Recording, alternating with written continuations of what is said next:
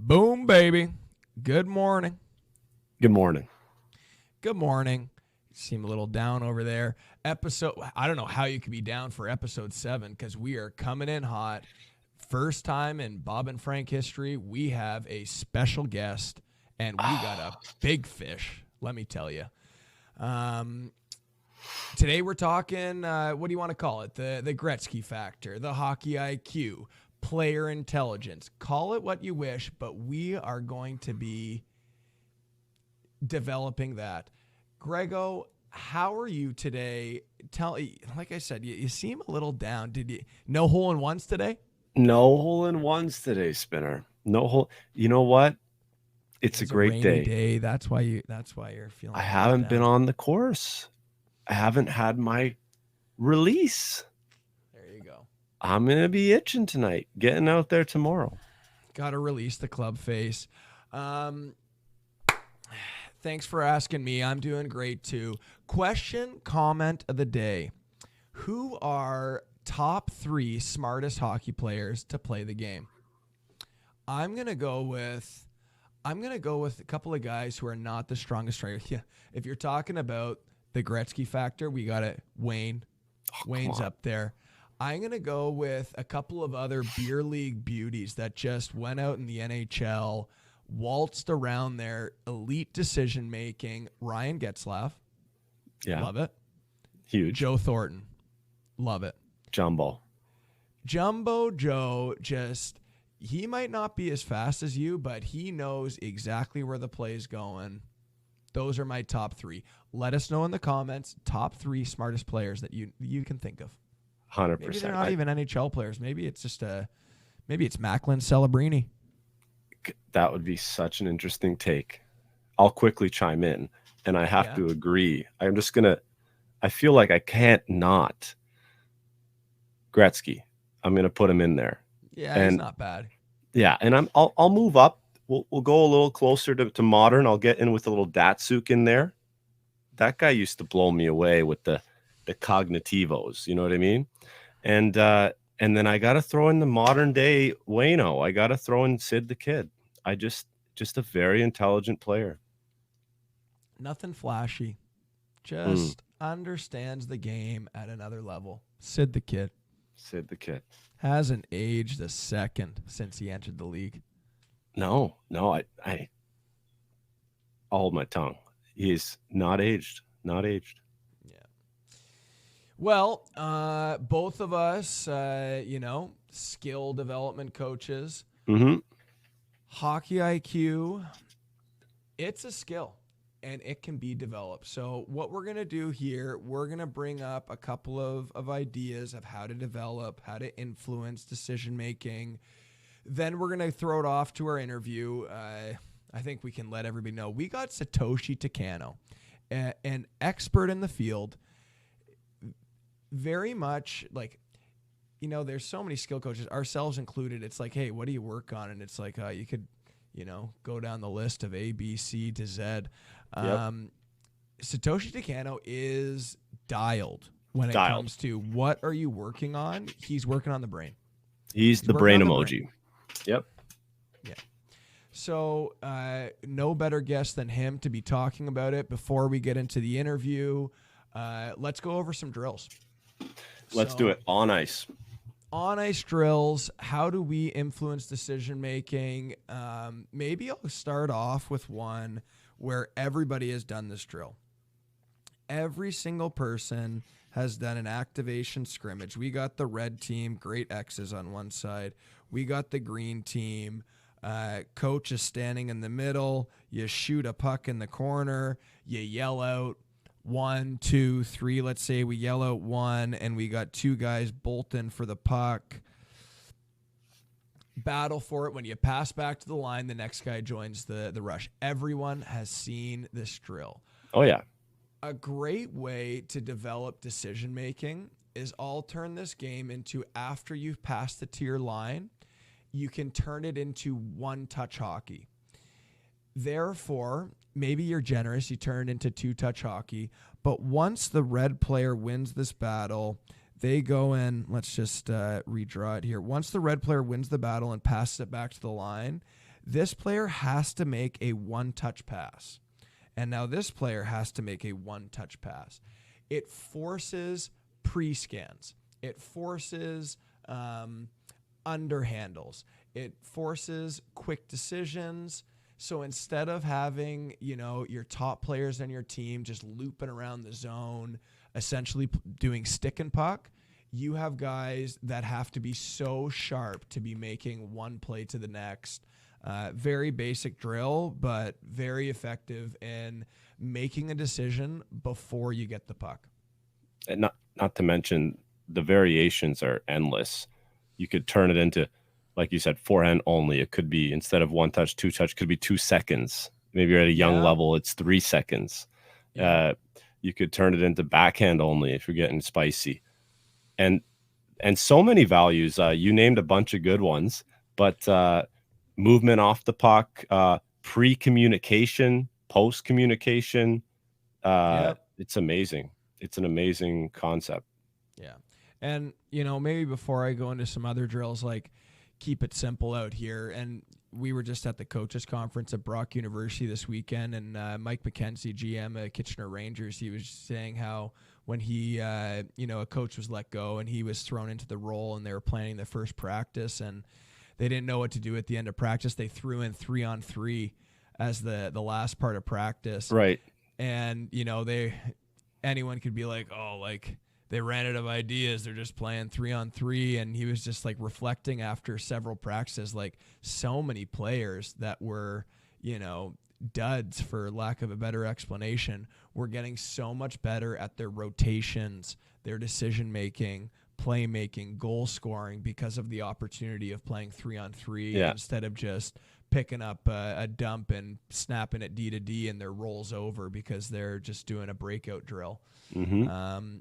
Basic drills like 3-on-3 or just playing in a 3-on-3 league as a minor hockey player, huge for rotating, movement, deking, scoring, playmaking, defending. Keep it simple. List goes on. Yeah. Mm-hmm. Keep it simple out there.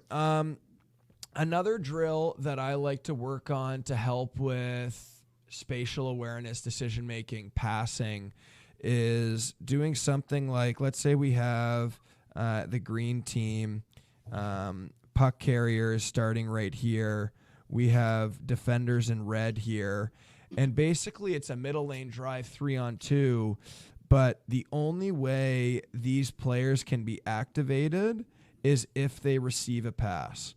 So let's say we make a pass, red players are backing off, maybe this player goes and drives this way, and this red defenseman is now covering the, how do you want to call it, the left winger? I guess it's the right winger if you're attacking in green. Mm-hmm. When this player started the drill, they have to decide which winger has more space, which side are they going to pass to. Maybe they're just going to carry it right through for a breakaway and be Mr. or Mrs. Selfish.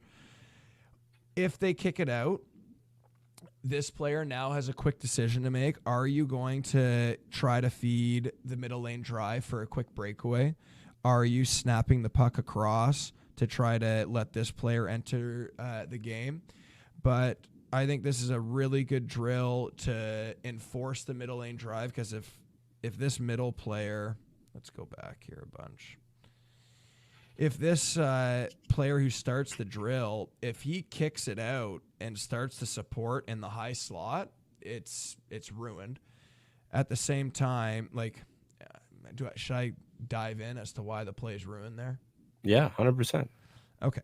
So if you kicked it out and you stop up in the high slot, you now have this red defender defending here. This red defender's here. You don't have the weak side winger as an option now. Mm-hmm. But if the green player skates through and makes this defender chase them down, now the weak side winger's wide open. Yep. Great drill to reinforce the importance of slashing through the defense. At the same time, you have the middle lane drive player has to make a decision on when to pass and who to pass to. And whenever the winger gets the puck, they're forced with a quick decision. Do they have time and space to go in and shoot?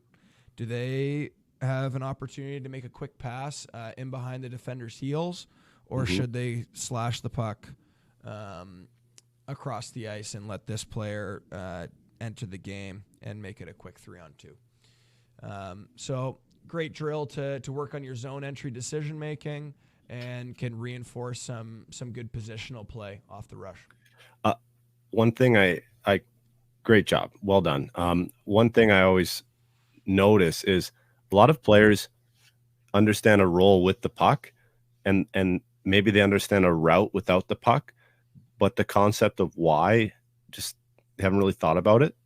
So you'll see, let's say, for example, on this whiteboard you've got there, that two players, one player drives through the middle and the other player drives down the wall.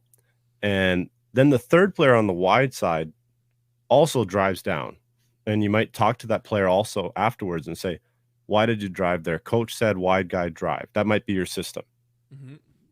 But there's no thought of why. And it's like, well, maybe your system was wide guy drive because middle guy is high. If middle guy is not high and you're still driving, well, he didn't do his job, I'm doing my job. Yeah. It's interesting talking to players about why. And like you showed there, where the player drove and slashed through the defense, like you said, the whole point was that it's going to free up the weak side guy. So them understanding stuff like that takes a little more communication than them understanding routes sometimes. I see a lot of players on a 2-on-1 enter the zone, and one player drives and the other player also drives, and the defenseman's right in between in the middle. Coach, how can I score on more 2-on-1s? Well, what are you doing when you get in the zone with the puck? Are you even aware of the other forward with you on the 2-on-1? If he's driving net, maybe you should slow down. If he's pulling up, maybe you should find a lane. Or you're even more importantly, without the puck, if he's driving net, then maybe you should pull out in behind or pull up high somewhere in a passing lane. If he's pulling up, maybe you should drive the net, and you should read what's going on when you don't have the puck, and not just coach said stick on the ice hard to the net. That's the only option. Yep. Yep. Great job. Love it. Something like only having the 5 players going, it is a bit of a slow drill. So if you do have a full team practice, just one thing I was going to note is you could do the exact same drill on both ends. So you've got Green going and attacking this way, doing the exact same thing, trying to kick the puck out and drive through the middle. But you could have the other side going where the blue team is trying to drive through the middle and has the option to kick out. Same drill running on both ends just to kind of keep the tempo going. Just get a T-shirt with both ends written on it. People should know. Yeah. People should know. 4 corners. 4 corners, yeah. 4 corners. Speaking of another term I invented, a little quick to 3 drill that I like to run. Okay. So basically, how do you want to set this up? So let's say we've got red team, and red team is going to be positioned like this. We have 4 checking team, and we've got coach standing right here with a little pile of pucks. I wish you could do a little ... with the pucks. Goal of the drill is red team has to break out and come back 3-on-2. So red team's going to clear the zone and come back 3-on-2, scoring in the same end. So coach is going to dump a puck in, and red is on retrieval. Green team is coming out with an all-out attack, 2 4-checkers, trying to steal the puck and score a goal. So both teams have an incentive. Red team is trying to support. Maybe, this player supporting as a winger. Maybe this guy can come in for to try to support as like a D-to-D pass type of thing. Yep. But red's trying to break out. You can play the game where they have to pass the puck to coach, and then all 3 red players are going to swing him behind, and they're going to come back 3-on-2 the other way.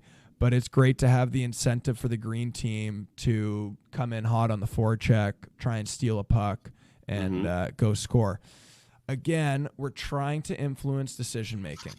You're trying to influence this player who's retrieving the puck.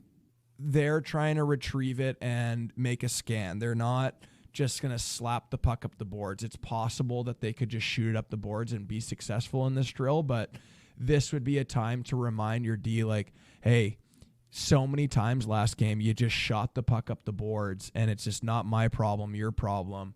I need you to actually make a play here. So you're under pressure. You're trying to communicate with your teammates, make a plan. The whole quick to three, I need to have all three players be in on this play. Like I said, maybe I'm on straight lines now. Maybe one player acts as a winger. Maybe you can actually engage some sort of reverse, classic D to D reverse play or a D to D pass behind the net. But we need to get three players involved in this play here, all coming in close to the puck. Yep. Great drill to work on puck retrieval decision making. Love to see it. I love it too. Let's you got another one for us, Coach? Definitely have more, like especially when it comes to like shooting opportunities, scoring opportunities. Even doing something as simple as, let's say you pass a puck to a defenseman. Yep. And they're working on 2-touch slap shots. But you could have a high tip. You could have somebody backdoor. You could have somebody on this side. And this player gets, let's say, 4 pucks. So they receive a pass, slap shot, receive a pass, fake slap shot pass, receive a pass, go for Sid Crosby 60-degree wedge tip, shoot a puck for a tip from the bumper there. Even basic stuff like that. Yeah. Where it's not just a shooting drill. You have a defenseman that's stopping a puck. They're working on their slap shot skills or their shooting skills, but they are making some moves of deception to make a goalie think, oh, he's going to shoot it, and then, oh, it goes across to the flank. You're working on picking your eyes up and trying to hit a guy. Like, so many players are really bad at making slap passes or shooting for a tip, essentially. Like, it's not easy to be accurate, especially when you're talking about minor hockey development. So even a basic drill like this, so many other variations of shooting and scoring drills where you can add in extra options to force some different decision making. 100%. That's why a lot of coaches love, for example, timing drills. Simple flow drill that can get messed up easily if the timing's off. You've just forced players to get their head up and use their brain. Yep. One more, Spinner. I think you got one for us. You got another one? I want them all. We're here to party. Let's show the minor hockey development world a couple of good ones. You got any more for us right now on the top of your head? You want me to show one? Yeah, love for you to show one. Maybe another one would be the same concept of the whole. Let's draw this up here. Yeah. So let's say we got puck carrier here. You have a defenseman. You have a goal line player. And you have what would be a strong side defenseman and a strong side winger. It's essentially the exact same drill that I showed from the neutral zone, but now you're working off the half wall. So this player is trying to attack the seam. Yeah. You know, best case scenario, you're just going to split them and shoot. But maybe you take a step off the wall and you dish and you still go and drive the net. Right. And now maybe this player here can kind of come in and support on the half wall. So now this defender or this offensive defenseman, they have a decision. Are you shooting for the player that just went to the net? Are you handing it off for another rotation? And now this player has a chance to come off the half wall. Exact same concept. You could even do same thing, but as the puck carrier here comes off the half wall, maybe they kick it down low and this player's trying to make a quick give and go. Or maybe they go for a walkout now, and now they do the exact same thing where they're coming off the half wall and they have to decide, are they shooting, are they passing, are they deking? Basic stuff like that can great ways to influence a player's decisions in their next game, because forwards are going to be coming off the half wall. D-men are going to get a touch on the blue. How quick can they pick their eyes up and decide what the next play is? You'll see a lot of improvement in that drill too pretty quickly. You might have the first rep, the guy drives through the middle, dishes it to the right, and the guy on the left has a moment of, oh yeah, that means I go here. Yeah. And then it's cool to see them pick up on that pretty quickly and start rotating. Start rotating, exactly. Cool. I just wanted to share. Give us just going on the rotation thought. I just want to share concept, not really any drill in particular, but just an idea.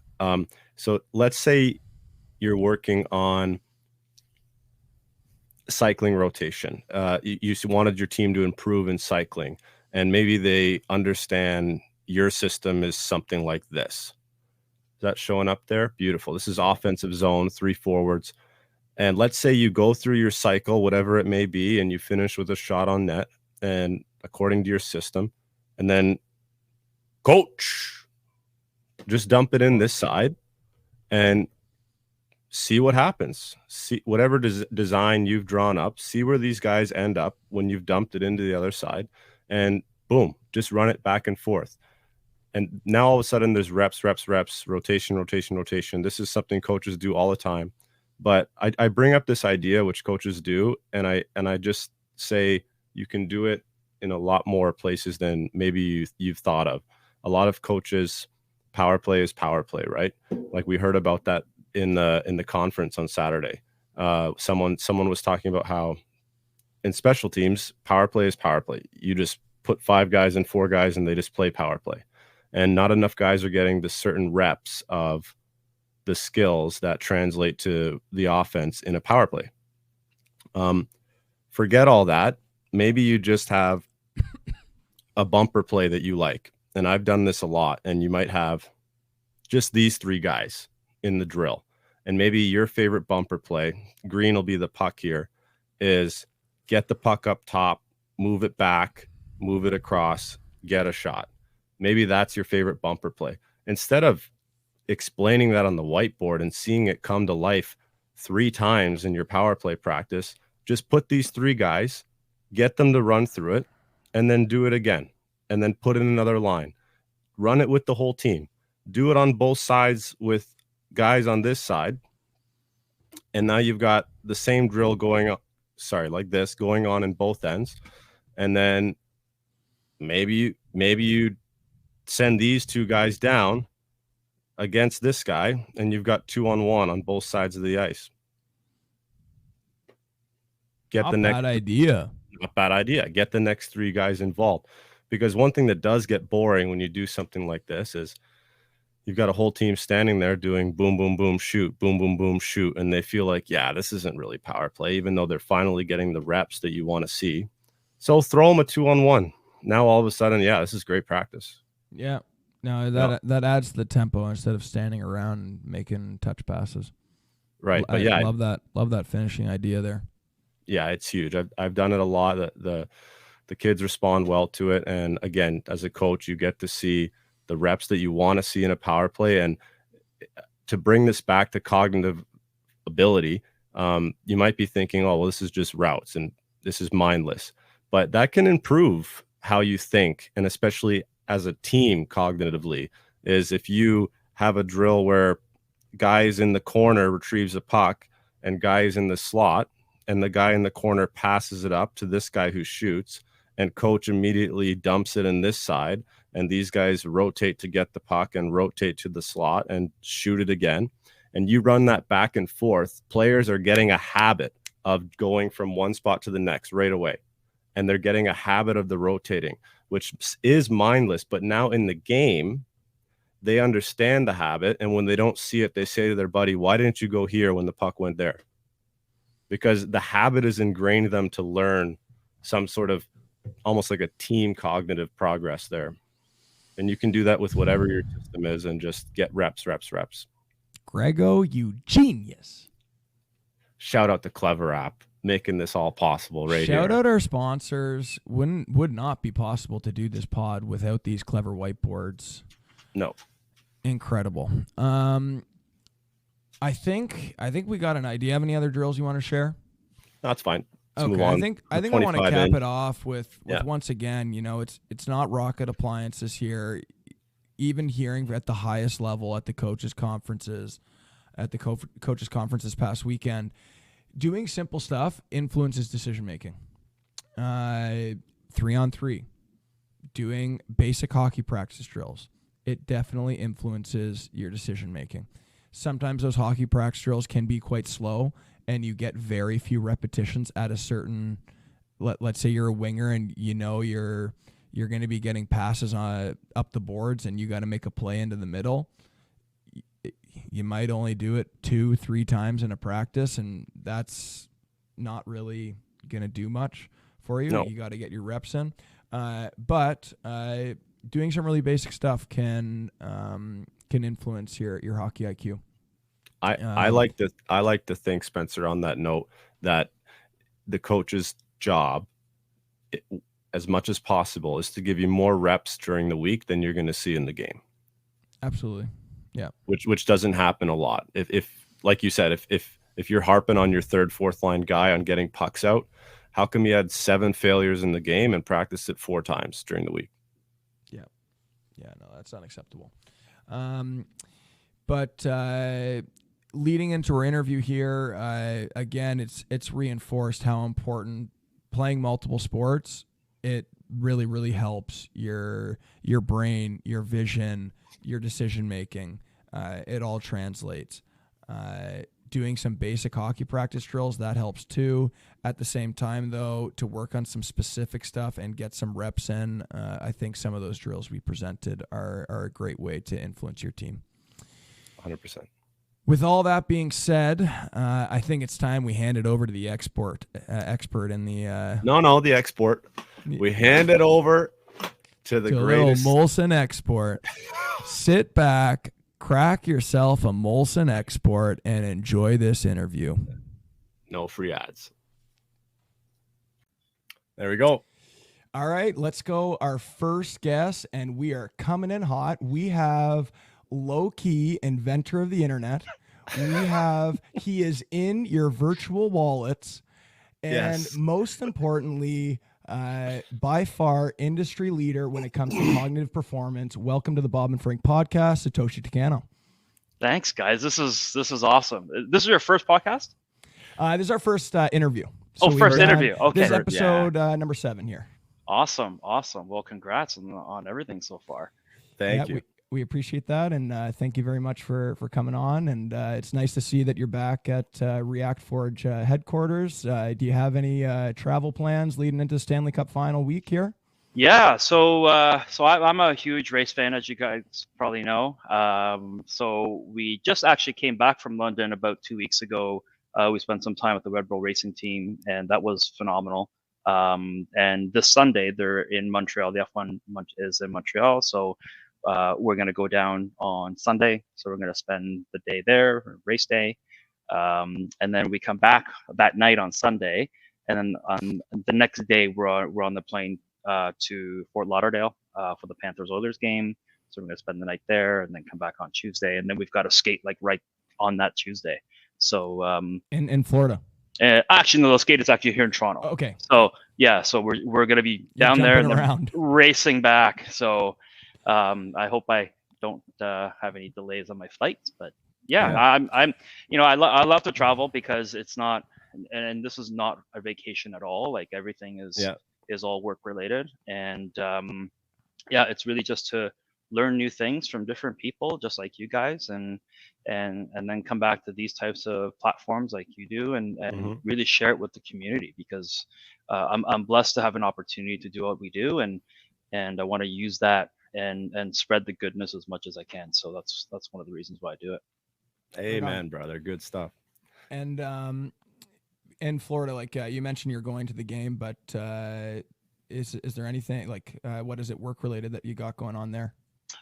So we're doing some things that are strategic that I can't really talk about yet. But yeah, but there you is. would be hitting the puck line for the Panthers Monday night. Not quite there yet, but I wish. You know, like it's interesting because this was and I tell it to a lot of my friends. I'm like, I was happy in my corporate job. I love my high tech job I had. And what I'm doing right now was never in my plans at all. So, you know, my message to everybody here is just pay attention to what you're doing a lot of, and what you would love to do, and what you enjoy doing. And you never know. So, What a yeah, message. it's really that cool. That's totally Spencer and I as well, in a much different way, but we definitely didn't expect to be hockey coaches when we were growing up. Anyways, tell us your story. You just touched on it there. Yeah. Right. We really want to hear, and want everyone to hear how are you standing there right now? Give us a little flyby. Okay, so as you guys know, I have my son who's a 2004, and you guys had the you know, the opportunity to work with my son Rio, and I thank you for everything that you guys have done, because you know, without him being in hockey, I wouldn't be here. So you know, I'm really blessed to have crossed paths with you guys, and this whole journey started because of my son, and I say that in a way where I was trying to help him, right? I was trying to help my own son, just like every other parent that's probably on this podcast, and I'm trying to help him, you know, not just with this skill, but with other areas within the game, in terms of where he needs to be, you know, where he needs to position himself, where does he need to go when he has the puck, and so on. Everything that, you know, coaches typically do. And he had tremendous skill, and he worked on his hands a lot. His skating edges were great, and I, as a parent, wanted to invest a lot in those skills, and it got him to where he is now. Where I saw the gap, where I needed him to be in certain areas on the ice in his game, and we would watch video all day. And you know, as soon as he started seeing me connect the camcorder to the TV, usually, you know, he runs away, right? Because he knows it's going to be like a like a shit show. So so he, you know, he obviously learned a couple of things, but what I was really trying to get to was like, why did you go over here when the puck is over here? Why were you not here? And I'm trying to show him, see, like, you're open, wide open right here. As long as you kind of keep moving in at a say half speed, you may not necessarily have to be going at full speed. And at one point he said to me, Dad, I don't see it like that. I can't see all that stuff you're talking about, even if the camera's showing it to him. And like I said earlier, just, you know, when you pay attention to those little subtle things that your kids are telling you, you have to listen, and you have to keep an open mind and go, why is he saying that? Is that true? Right? And so you kind of test that theory, and you say, okay, what if I was able to replicate what he might go through on the ice in game, but in a practice environment? And that's where I wanted to use some of the technologies that I used at the time. It was just very basic stuff, right?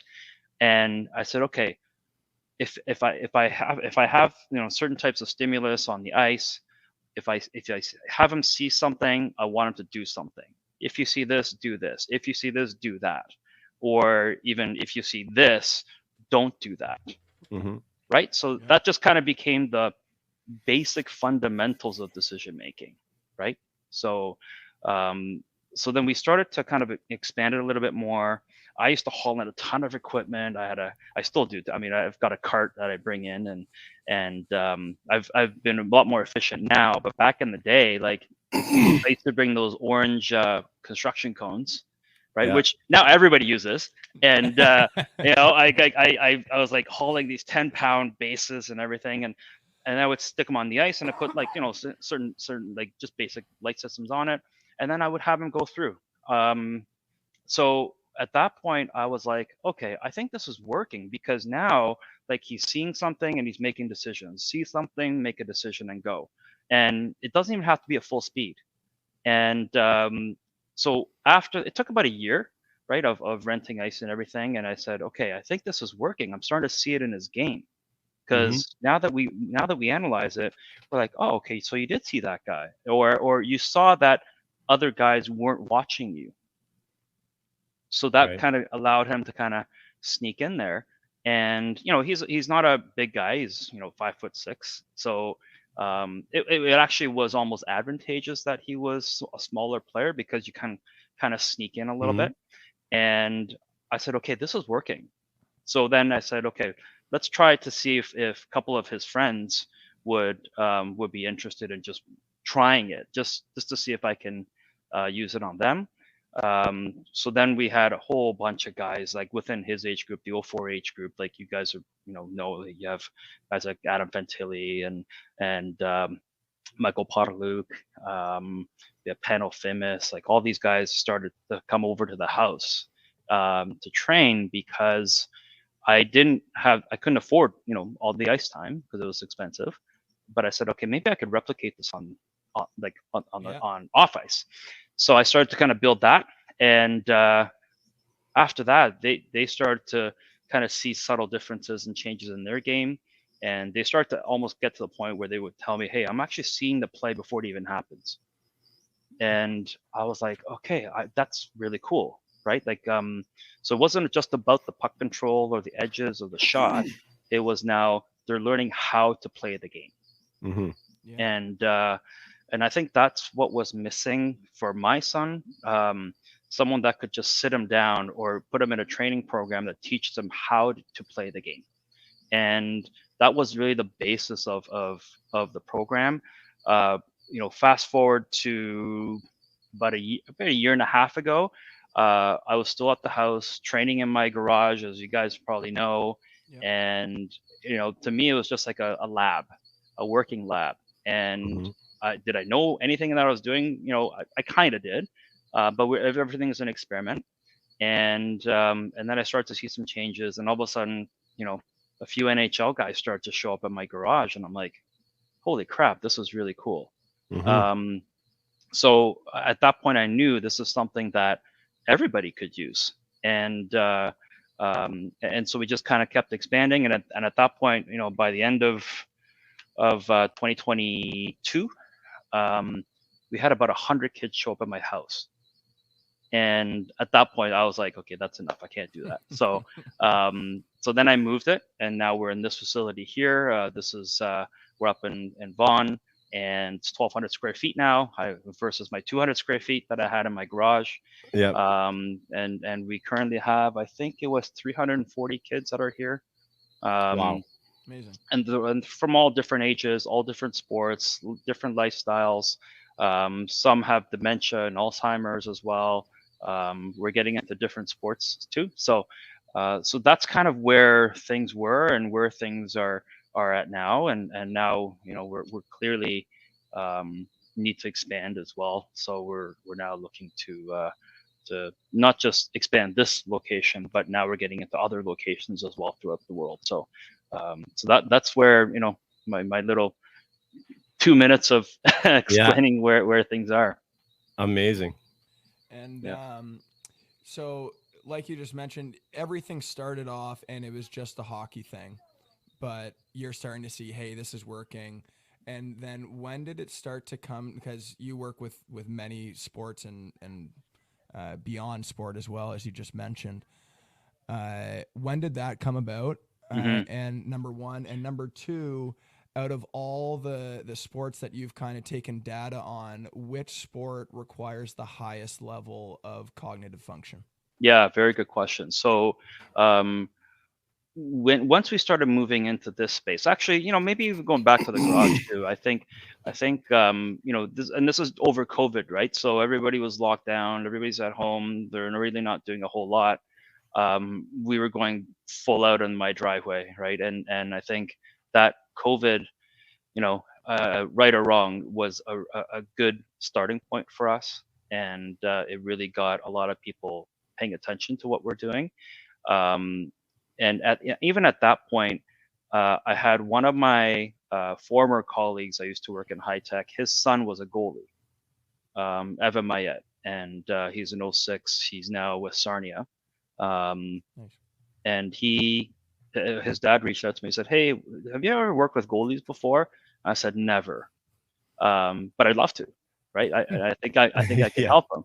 And so he was my first ever goalie, and he loved it. And I'm like, wow, right? Like, oh, I think it can work for other positions too. Hmm. So at that point, we started to just work on goalies, and Dom DiVincentis was my second goalie, who's been with North Bay and had tremendous success. And they loved it. And I'm like, haven't you guys done this type of stuff before? Like, so because I'm like, I feel like I'm like on the lowest part of the totem pole, right? In this Hmm. whole industry, that I'm just a crazy parent that thought, hey, maybe I could put a couple things together. And but then it turns out like they've never done it before. So I Right. was like, oh, okay. So the light bulb goes on, and I'm like, maybe I could do a couple more of these types of things. So yeah, so then we started doing goalies. So fast forward to today, holy smack! Like we have baseball, we have soccer, we have pro tennis, pro badminton, we have the national volleyball team, we have motorsports, we're going into pickleball, um, and then we're also going into golf, believe it or not. So Let's go. right, so I was like, man, this is cool, right? Like that, the fact that we can use similar protocols that we use for hockey, and the same concept that we do in the same strategy, and apply it to other sports. Now we obviously dial up things and dial down things depending on the sport, but for the most part, like these kids love it, and everything's gamified, so they enjoy it. And but they also love the data part. They love Hmm. seeing how they're performing. And the first question they always ask is that good? Right. And I'm like, what do you mean? Like, and believe it or not, I used to track everything on a whiteboard by hand. And for the guys listen to this, you guys all remember, like in my garage, and there's a whiteboard, and the sheer action of them erasing their previous score and putting the new one, Yeah. and knowing that they beat an NHL guy or whatever, to them it was like they feel like $1 million, right? And I was like, wow, this is something different. Like I want other kids to experience what I just saw, Hmm. right? I have another story with guys like Dylan Strom. Like when he came to my garage, I see. Well, I know I'm like setting up like a couple drills and stuff for him and Rio, and so you got Dylan Strom, third overall in the NHL draft, right? Like, next to McDavid and Yeah. Eichel, right? And then so he's sitting with Rio, and they're sitting down together on lawn chair in my garage, right? Like, and just that to just kind of see that picture, and then Rio, just out of the blue, he's like, "Hey Dylan, what's it like to play with Patrick Kane?" And Dylan looks at him, and he's like, "That's a really great question." And he just went really deep into explaining, what it's like to play with Patrick Kane. And I'm like, as a dad, as a parent, I'm like, that's priceless, Sure. right? Like, and it's not even like an autograph signing or anything. It's just two guys just sitting, enjoying themselves. And to see that, I said, this is great. So this space, obviously they're learning how to think quickly and all that, but the secondary gain is that they get to meet different people in the hockey world. right? So as they continue to grow and then come back, and you guys have seen this time and time again, what you start off at the young age, they grow to go to college or to NHL, and they come back down, and then they're now helping other kids do the same thing because they, somebody else did it for them. And I think that's what makes hockey beautiful, right? Yeah. That Community. the community is phenomenal. So when we started doing those different sports is really when we kind of fired up this location. To answer your first question, and then what was the second one again? That it was very cool that organically that just a goalie pops up on your radar and it's like, oh, I have no idea how to do this, and it's like, okay, this works, and it's what else works, and now you're doing all these different types of sports. The other part of the question was, is there any trend that you noticed, or is there any clear-cut sport where it's like you need to be so cognitively sound, or you just need to be at such a high level? It's got to be the sumos, Satoshi. Yeah, I know, the spatial awareness of the sumo wrestling. Right. You don't know where they are. You're like looking for them.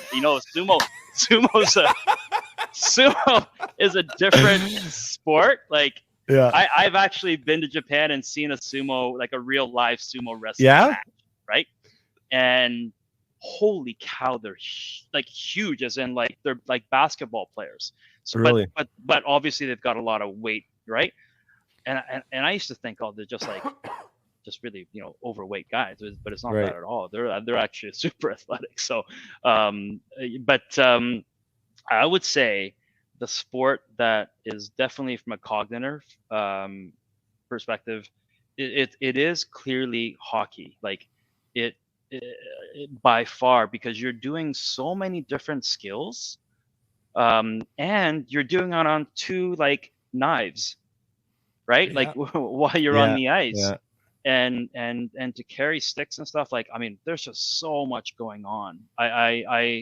I'm looking forward to doing studies the day where we could put sensors top to bottom and treat them like F1 vehicles, right? And get real-time data, not just where they are and shot speed, but like mechanically speaking, like what are they all doing, and then what are they thinking about too? Like putting an EEG device. I'd love to kind of get to that point. But the other sports, I would say, from a speed point of view, and this was fascinating for me too. So I had a pro badminton brain speed, right? Brain speed, yeah. So I had a pro badminton player here, and she's 2003 birth year. So, but she's the youngest female Canadian champion in her age group at the time. And the exit velocity of when that little birdie that we use, at picnics, right? The amount of the speed at which that comes off the racket at her level was something like just shy of 400 kilometers an hour. I didn't know this. That's insane. I'm like, are you kidding me? Right? Like, so, so when I found that out, I was like, okay, I need to up my game too. Like, even on the training side. Right. And so she comes in, and I watch a couple of her matches just so I understand. Like, I try to, at least put myself in their shoes. Sure. And and I asked her, I said, so what do you look at when you're in your match? And she's like, so when she goes up to smash something, she could see where her competitor on the other side of the net, where she is. And her job is to put it in areas where she can't get it, right? So she's up in the air, like like a Michael Jordan, like a slam dunk, and then she's looking here at the same time as what's up there, and then she's got to hit it in areas where it's not on her side, on her strong side. So when I heard that, I was like, okay, now I understand what I need to work on, right? Because you're smashing all the time, right? And obviously you're doing like dive and catch kind of thing, like a volleyball move. But I found that, okay, so there's things up top, things down low. You got to keep an eye on what hand, the opponent is, where's her racket, how's she moving, how's she preparing herself, what's her jump step look like. So she's collecting a lot of information. So then when she does kind of hit that at that velocity, then she could strategically place them in different areas where they're not. And so that's what I found really interesting. The other sport that I knew nothing about when she first came in was fencing. And I had an opportunity to work with an Olympic fencer. She ended up going to the Tokyo Olympics, and the speed at which she processes information is outstanding. I like when I did my initial assessment with her, I was like, wow, I wish I wish other hockey players had that type of ability. And that's the beauty of working with other sports for me, is that I get to kind of learn how they think, and then I could take it back to my hockey guys and Yeah. say, this is what they're doing in fencing or badminton, whatever. Yeah. And I think that cross pollination of information is great. So yeah. I totally agree. Totally Incredible. agree. I thought for sure it was going to be like Formula One. The decision making at that speed would be the highest level of cognitive function. I was thinking maybe baseball, reading a pitch and an arm release and reading a ball off a bat, playing defense. I thought that would be some of the kind of fastest decision making you need. But it's good to know that you feel like hockey is actually probably Super cool. Yeah. Yeah, I think so, because I do have baseball players here as well, and some of the feedback that we get, and this is straight out of their mouth. An 85 mile an hour fastball. This is a kid that's a 2009 birth year, so what 15, right? Yep. But I was working with him, for the last couple of years, and he was telling me that when he's at bat, that 85 mile an hour fastball looks like a beach ball to him. Yeah. And he's able to hit that thing like exactly where he wants to put it. To your point, Spence, like he's reading everything before even the release, right? And so he sees all of that now. And I mean, we're talking milliseconds. We're talking 50 milliseconds, 100 millisecond, right, times to even see that. That's elite vision. It is. So, I mean, hockey players should absolutely be doing the same thing too, right? Like reading the hand of the puck carrier. They should be reading eye movements. I know it's sometimes hard with visors or masks, but there's a lot of information that I think players can collect, and that's what we're trying to at least make people aware that, hey, if you did that, you might be a little bit of a different player, and that's goes same goes for goalies as well. Because we put eye trackers on goalies sometimes when they're on the ice, so we get to see what it is that they're looking at in real time. And yeah, like you see how they're just puck focused, right? They're just looking at the puck and they're trying to react to the puck. And I think these days, like you guys are teaching, right? Like shooting, kind of changing the angle of the shot, right? So it's not where the puck is, but like how that how it's making contact and what direction it's going. There's other things that you can, that I believe goalies can read, that might be able to tell you a little bit more. So I think, yeah, I mean, we want to teach our players to cheat in their game. And I think sports is probably the only place in life, and I always tell this to all my kids, like sports is the only place in life that you ever get to, a place where you get to lie. Right. And do deceptions and throw guys off. And so I think that's the next gen, kind of the next gen type player where they can make deceptions, left, right, and center. Nice. Well, today's episode, prior to having you on here, we're talking all about hockey IQ and how it's one of the biggest pieces to being an elite hockey player is your decision making. So with that being said, and also like our podcast, we're always trying to bring things back to like particularly minor hockey development. Grego and I are both coaching for U10 next year, trying to make the biggest impact we can on the players we work with. How often or like what percentage of the training that you're doing should be revolving around decision making and hockey IQ when it comes to working with young players? Yeah, that's a great question, man, because I was on that side, as you know, like, I was taking Rio to all the skates and skills, and I just eventually figured out that there's really three parts to the stool. Like there's three legs to the stool, right? So you got your on ice skills, right, that you need, puck handling, whatever, your strength and conditioning that you need, as you get older, right? Everybody wants to have those types of players where they're a little bit thicker, right, than before. And then the third leg of that stool is what we call it player intelligence, right?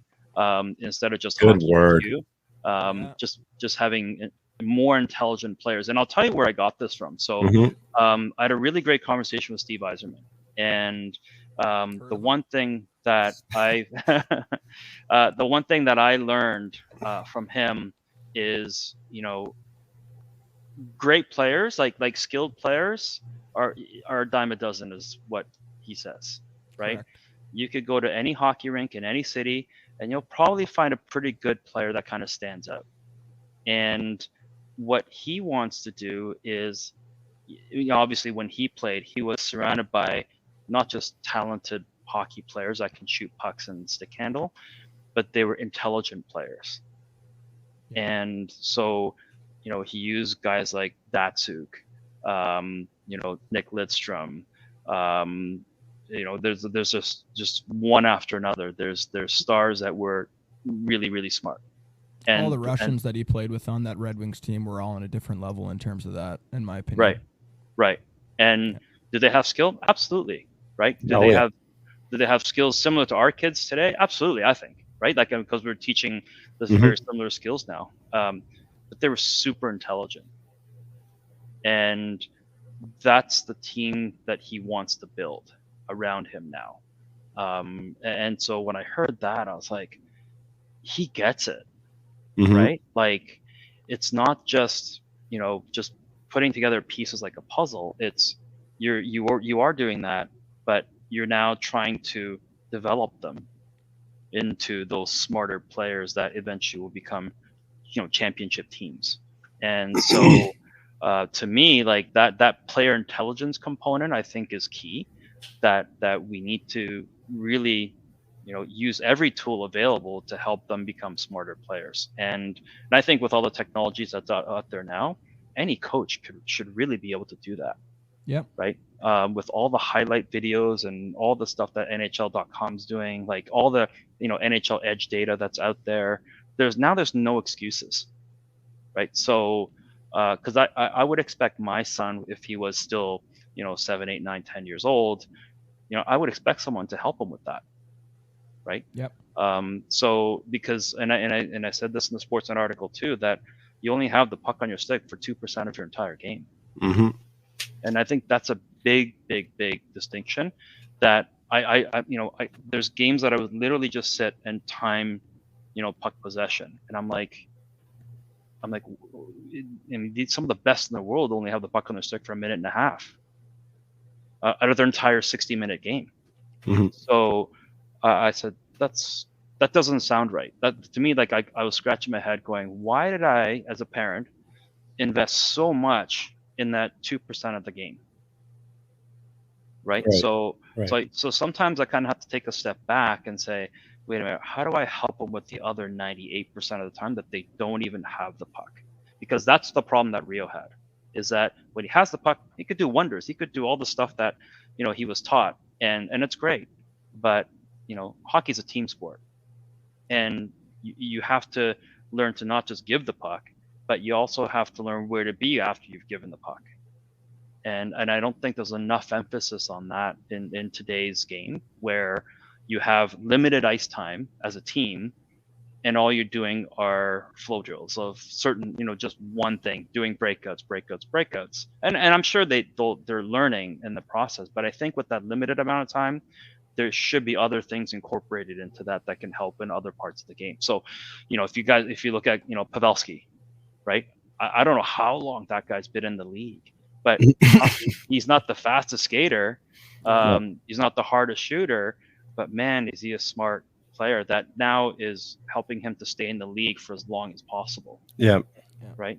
So, and I think as long as we can do that, I think we're in the right spot. And I think that's where, it puts hockey on the map again to say this is a sport of intelligence.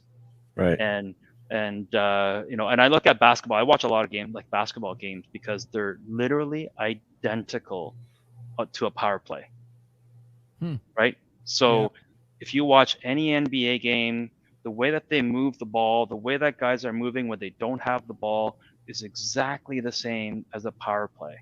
And I try to tell people, watch other sports too. Mm-hmm. Yeah, it's nice how in basketball, the 5-on-5 play, there's a lot more structure to the offense, where in hockey there's a bit more chaos. Exactly. In 5-on-5, but power play, there's a lot more structure to the offense in hockey. Yeah, because there's a point guard, and that guard is now trying to move the ball around, and so I think things like that we can learn from, So right. Yeah. I love how you broke it down as the three stool, or the three legs of the stool development, and in particular with the player intelligence. If you have, put yourselves in Grego and I's position, and let's say we have 50 hours of practice time with our teams this year, how, and putting aside the physical side, because let's just talk 50 hours of on ice, do you feel like half should be on the individual skills and half should be on your decision making and player intelligence? Should it be 80% player intelligence and 20% fundamental skills? How would you kind of allocate your time if you were in our shoes? Yeah, I that's a great question. I think I think to start, it would probably be closer to a 50-50 split. Yeah. Right, that they're learning not just your tight turns and punch turns and so on, but maybe incorporating some of those types of those typical drills with the ability to scan in different parts of the ice. Yeah. Right, and so that would be it's really just an integration, right, as opposed to splitting it 50% this way, 50% that way.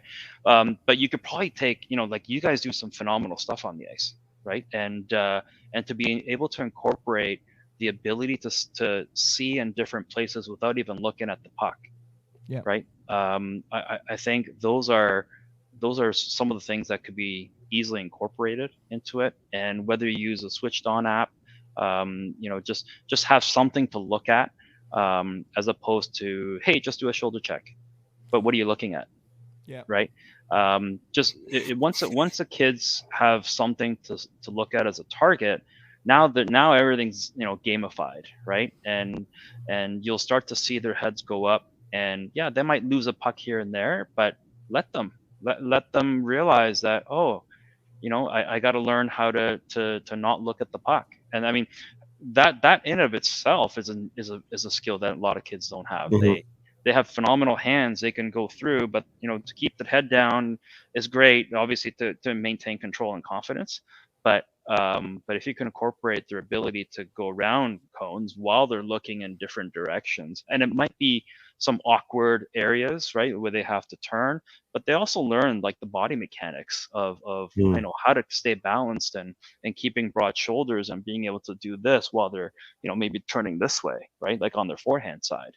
I think that type of stuff can easily be incorporated into it. Yeah, personally, I like to do some sort of, you could call it a small area game, some sort of competitive drill where I'm trying to influence decision making, trying to get them to work on the same skills we've been practicing, but having to find teammates, find the open ice, things like that. So they're basically every practice, I feel like you should be incorporating some of this type of stuff. So I'll give you guys some of the things that we teach here. We teach a concept called back of helmets. Okay. Right, and back of helmets basically means this: if you are scanning, number one, right, if you're scanning the way you should be scanning, especially in the offensive zone and you're forward, for example, or even the defenseman. if you recognize that you're seeing the back of helmets, nobody's watching you, right? Especially for young kids, they get that, right? They understand. Oh, I could see like that, because these days they got the numbers on the helmets in the back. Yeah. Yeah. So to be able to kind of pick that off and go, wait a minute, nobody's watching me, right? Just that sense of self-awareness that, doesn't matter where you go on the ice, that nobody's watching you, and just that small concept. And I've used that for junior players, to the OHL guys. And when after we, their games, we review sometimes, and I'm like, hey, like, I saw that you moved into this area to score your goal, and he goes, Satoshi, that was back a helmet. Nice. Love it. I recognized that. I was like, oh, okay, so you remember, right? So I think that, and I think it also comes down to communication and Mhm. and teaching the simple stuff, but doing it really, really well. And once you do that, the kids will understand it. And if you speak in code, that's even better sometimes, because they feel like it's like a secret between you and the player, Yeah. right? So they feel special about it, and all of a sudden they go and do it because they know that nobody else knows your secret. Yeah. Right. So we use code all the time on the ice too. I love And, the term code. We've brought up on the podcast Oh, yeah. that we speak our own language with Yes. whatever the kids are. You let the kids kind of invent their own term, That's awesome. but let's call Yeah. it code. I like that. I like that code. I love it. Yeah. So yeah, Back lots of of helmet's a teaching good ones. one. Yeah, I was just gonna say, going off the back of helmets, what are some other ways that you like to develop some different player intelligent skills with your guys? Yeah, so there's a couple other stuff that we work on. Obviously, once you get really good at being, and this is all, when you have the puck, right? Like that, you're trying to do like deceptive stuff. We often use the term scanning as a weapon. So it is deception, right? But if you kind of, again, word it in a way of like, hey, I want you to use scanning as a weapon. And all of a Right. sudden it becomes like, oh, wait, so that means I can look over here, make the guy think I'm going in this direction, but I'm really going in the other way.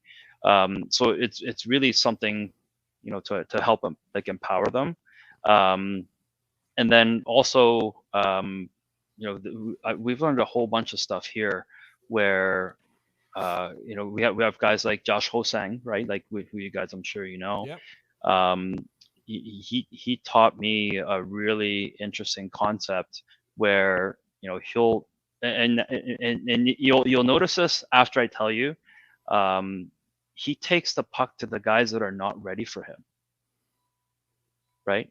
And what I mean by that is, if he's going on a let's say it's a 2-on-2, right, and he's got the puck on a stick, he will not attack the guy that's ready for him. Yeah. Right. And it doesn't matter what area of the ice he's in. You'll see some of his shifts, and you'll notice what I'm talking about. Like, he always goes into other areas with the puck that you go, why are you going there? Yeah. Right. But what he's trying to do is throw off the guy that was ready for him, feel prepared, but then he'll take it the guys that are falling, like they're asleep, they're not even ready for him, and then they got to go, oh crap, and then once he gets around that guy, he'll take the puck back to the original guy that was prepared for him, because now he's not ready. That's a pro tip. And I heard that, and I was like, oh, okay. So now I watch his games, and I'm like, yep, there he goes, right? Like, taking it, and obviously McDavid is like champion of doing things like that, Right. where he'll just take it to guys that are not ready, and then he'll just goes right around them, and then he'll position himself so that the defender that was defending him is also creating a pick for the other defenseman partner, right? That should be there, but he can't get there because, his own defense partner created a pick, and then all of a sudden he's going around two guys. Another level. Yeah. So yeah, I look at things like that. I mean, there's a lot of off puck stuff that we work on as well. But it really is just an extension of what we do here, even when you have it. So, yeah, to me, it's like, and recognizing, where you are relative to the play, who's going into corners, who's the F1, who's the F2, but and instantly be able to process that information and then know, oh, okay, maybe I don't need to be in that scrum, right? That Right. I should be positioning myself in this area. Like Zach Hyman is one of my favorite guys. That just and I've posted a lot about him because he tends to just, obviously McDavid is doing his thing, going in circles, and then he just kind of, he'll give himself a little bit of room in front of the crease, or he'll stand right next to the goalpost as a right-hander. Like, he just knows where to be. Like, he's just looking for that little tip to put the puck in, and that's how he's been so great at what he's doing. Yeah. Everyone thinks that they could be Zach Hyman and stand back door and get those tap-ins, but I bet you could put a lot of guys on McDavid's line and they're not scoring 50 goals. You're going to score some goals being on McDavid's line, but you're not going to score 50 the way Hyman positions himself. Exactly. I mean, Sam Reinhart is another one of my guys I love to watch, and most of his goals are all in that crease area, right? And so, there's a few of those guys. Because obviously, like, as much as I'd love to say, guys like Matthews, if I've watched a lot of the regular season games, he's not that type to battle in front of the net, right? Like, he's not taking those hits. He's kind of circling around the net and timing it as Morgan Riley's shooting, and he just happens to be at that time and to be in front of the net. I mean, obviously that is another skill too. Sure. But the interesting thing, if I watch Matthews, I think it was Matthews, like in his U18 year, I think with the NTDP program, he looks exactly like a typical player that has size, that that would battle, right? Like just crashing the net and just battling in front of the net, but that's not his style anymore. So there is, like, everybody has a different way of scoring goals, and I think as a player, my message to minor hockey players is find your game, right? It's not necessarily exactly the way that Matthews is, or exactly the way that Hyman is.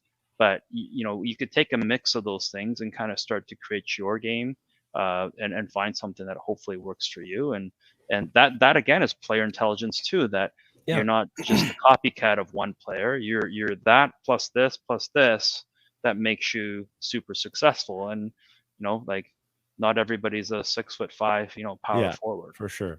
I think a lot of the coaches in a more traditional way of developing the cognitive ability is just like video, right? And hey, you didn't pinch on this forward defenseman, you didn't pinch on this forward, but that's back of helmet. Like, I'm not saying they're using those terms, but you should have pinched here. He didn't know you were there. You could have gone up on him. And so I wonder from your perspective, how much of that is how quality is that instruction versus do they need the reps of that situation on the ice? Yeah, that great question. Because I did that with my own son, right? Like, like I mentioned earlier. Sure. And I said, "Why aren't you here? Because nobody's watching you." And and Leave so me alone, Dad. Yeah, Mom! I'm telling you that. Tell Dad to stop. Oh man, we've probably broken so many, pieces of glass and whatever, cups and stuff. But you know what? I think video is great. By far, it's a great tool. But it's not the end all be all, right? And it, because at the speed at which the game is going, if you can't teach them at that level, and I'm not talking ice level, but just ground level, right? For them, they won't get it. They just won't. Yeah. And hockey's way too easy when you're watching a video. Oh yeah, throw 100%. throw that dad on the ice too, and see how he performs, right? Yeah. But yeah, like you really have to take it to like ground zero and like simulate as much as you can, right? And you know, you don't need ice for that.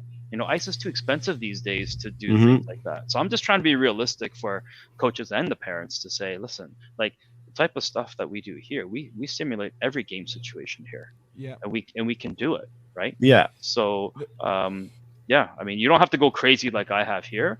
Um, you could just do it with, you know, a couple of tablet devices. I'm sure everybody's got a couple lying around. Yeah. So the, you know, the switched on app is Right. phenomenal, right? It's a free app, so it doesn't cost you anything, right? Spencer and I were So- looking at it yesterday. Yeah. Great. And we were, and one of the questions we have here was it was kids doing stuff on their own. So basically, they get together their phone, maybe take mom and dad's phone. Now they got 3 tablets. Yeah. Switched on app, and they're able to kind of create some game simulations and work on their decision making in their garage. Yeah, and you know what the key is, and I've discovered this over time. Instead of coaches trying to say, okay, we're going to make this a game simulation, right? I Right. think it's the other way around. So while the kids are playing their actual game, if they can visualize something that they did off ice, I see.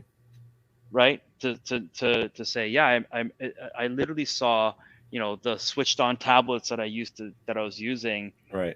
in my basement, but I actually saw it while I was playing my real game, Yes.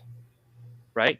And I've had that feedback from a couple of the pro guys, and this was unbelievable. Icky Kagawa mentioned that to me too. Yeah, yeah. So as he's playing his game, it's like he literally sees like pictures of these, you know, devices that he used to use, you know, while he's playing his game. Like if we can Right. do that, now we know like that's like internal to you, right? And so then they can execute it as quickly as possible. So I sure, absolutely, you should absolutely use as many, you know, grab a phone and do this and have it sync and show different colors or arrows or whatever the case is. You could do that, and I think it costs you nothing, Right. right? You don't even have to come train here. It's fine. You can do it at home. So yeah, I mean, it might look goofy, and I'll be completely transparent. Like people will, you know, have some comments, I'm sure, Yeah. but at some point they're gonna go, oh, it does actually work for that player, Right. right? And you know, I mean, truth be told, I'm sure there's a lot of Satoshi haters out there because of what we're doing, but at some point, you know, a lot of people that like end up texting and saying, hey, can I pick your brain on something? And I welcome that, right? Like I invite everybody to, you know, come and visit, like just sit and chat. Like this is here for everybody. So yeah, we're happy to do tours and talk about what we do. And yeah, I think this type of stuff should actually be shared worldwide. We've had 6 NHL teams in here since the Sportsnet article. We've shared a ton of information. They shared a ton of information with us in terms of what they're looking for in their development path and their development program. And you know, every team needs it, right? So yeah, yeah. So I'm picturing like a warm up drill, something to just be super practical. Sure. And you're out there, Spencer and I are out there with our U10s this year. Yeah. And you've got the switched on app right there. Yep. And the players start at the far blue and they skate down and they go to take a shot. But on their way down, you're at the other blue holding the iPad, for example. Yep. And whatever pops up, green means you go left around the pylon, red means you go right, and up arrow means you toe drag the pylon or whatever. And that's boom. All of a sudden, you've just done a cognitive drill for 5 minutes to get them skating in and shooting on the goalie. Am I right? That's all you need. That is literally all you need. So I'll try to create something quickly for you guys. But instead of it being mindless, You Right. Yeah. you have the kids skating in, and their brain has to be turned on, and they have to pick between A, B, C, or D Right. as they're skating in to shoot. And talk about fun for the Yeah. 10-year-olds. Yep. Yeah. So you got colors that are changing. You can have arrows. Yep. You could do whatever you want. In fact, you can even put custom images on here. So in my case, we use an image of a left-handed shooter or a right-handed shooter, right? Cool. So I could put a picture of Coach Grego, and everyone would know I'm going to have to Michigan on this one. Yeah, you just toe drag that guy like that. Got him. Love it. Love it. Right. So no, I mean it's I mean the kids love it. I mean you got to understand today's game. Like every kid loves the screen. Right. Right. The older guys maybe not so much. Right. They think it's kind of childish. But we're talking about the next generation of hockey players. That's what we're trying to do. And so yeah, whether you use this or I mean this is primarily like our tool of choice. But again, this is free, right? Yeah. Awesome. Speaking of the next generation, and kind of going back to when Rio was going through his minor hockey development journey. Mm-hmm. So, like, let's say 2014, he's kind of like in U10 type of thing. And at that time, is it fair to say hockey development was probably a little bit different, like 2014 through 2018, than what it is today? Like with like your average skill instructor, or do you feel like it's the exact same? No, I think it's drastically different. Okay, because like you mentioned how like there was clearly something missing when Rio was going through it. Yes. What kind of changes have you kind of seen? Obviously, what you're doing is very unique and it's right. next level. What kind of differences do you kind of notice with the typical skills coach these days? Well, I think the typical skills coach, and this is just the evolution of coaching, right? That it started off with like just doing game review, right? Yeah. And I mean, I was like growing up with guys like Roger Nielsen, who invented video game review for hockey, right? I remember him like putting the VHS tapes in, right? And but now fast forward to today, and it's accessible, just with your fingertips. Yeah. The beauty of it is now the cameras are so close and the quality is so great that any coach should be able to go, yeah, I mean, this type of a move or this type of a play involves these types of skill sets, and to be able to reverse engineer that, right? I mean, listen, not everybody, not everybody's perfect, right? But if you're at least close to saying, he was probably thinking about this, right? Or that he was watching in these areas. There's a play that Sam Bennett made in one of the recent games where he's looking in one direction and he slides a puck going this way. Yeah. And this is against the Rangers game, right? So against Adam Fox. So Foxy's like thinking he's going to go to the outside, right? And but then he just kind of slides it underneath like this, and then the guy gets like the game winner. And and I'm like looking at that, and I was like, there's only so many opportunities you have to be able to practice something like that, right? On the ice, especially as a team, right? But you should be able to do thousands of those types of reps at home, where you're looking in different directions and just doing a little pass or, a little sauce, like while you're looking over here, right? Like while you're, counting numbers on the Switched On app. It doesn't always have to be about the 10,000 shots. Like I love the beautiful shots, don't get me wrong. But I mean, look at Matthews' shots now, right? If you look at the NHL Edge data, he's in the 50th percentile on the shot speed. But 98% on accuracy, right? On so and on top of that, he's not the fastest skater either. Right? He's like 60th percentile on top speed. Yeah. Right? So I think we need to not just focus on going fast. Yeah. Right. One of the GMs that I spoke to, he was telling me about an interview that they would have at the combine, and he would ask a player, what's the best part of your game, right? And the typical answer is, I'm a 200-foot player. The other one was usually it's like my skating, right? Yeah. I'm fast. I'm a fast skater. And then that GM would turn around and say, okay, great. Like, I love that answer. Now, tell me how your fast skating can hurt you in a game. How do you Crickets. answer that? Yeah. It's total crickets. Right? Yeah. Like, I think that type of question makes you think. And I think it should make every coach think that maybe just going fast and going 100 miles an hour, but if you're going in the wrong direction, it really means nothing, right? Right. I look at guys like Rasmus Kupari from Winnipeg, right? Early on in the season, he was the fastest skater, recorded on NHL Edge data, right? But his zone time was something like 48% in the D zone, right? And like 20 or 30 somewhat percent in the O zone.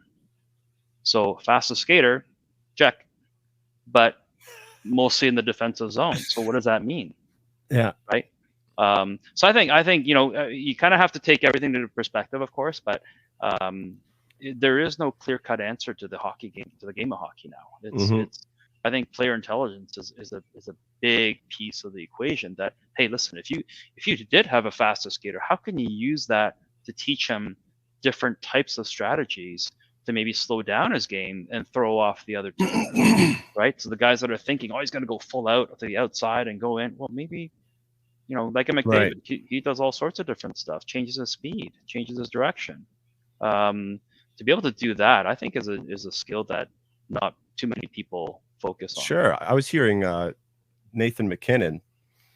I don't know if you guys know him. He said that he wishes he could play more like Kucherov and slow the game down, because he feels like he gets the puck and he's just hustling and just flying, and he's got one gear, and he sees Kucherov and he's kind of envious of that. Shimmies, just going and gliding around. Kucherov's in the Toronto skills competition, scoring 100 goals. Well, everyone's booing him in the skills competition. I know, Like, I remember guys, that. This is actually like how I play in the neutral zone. I just glide through and put it through the triangle.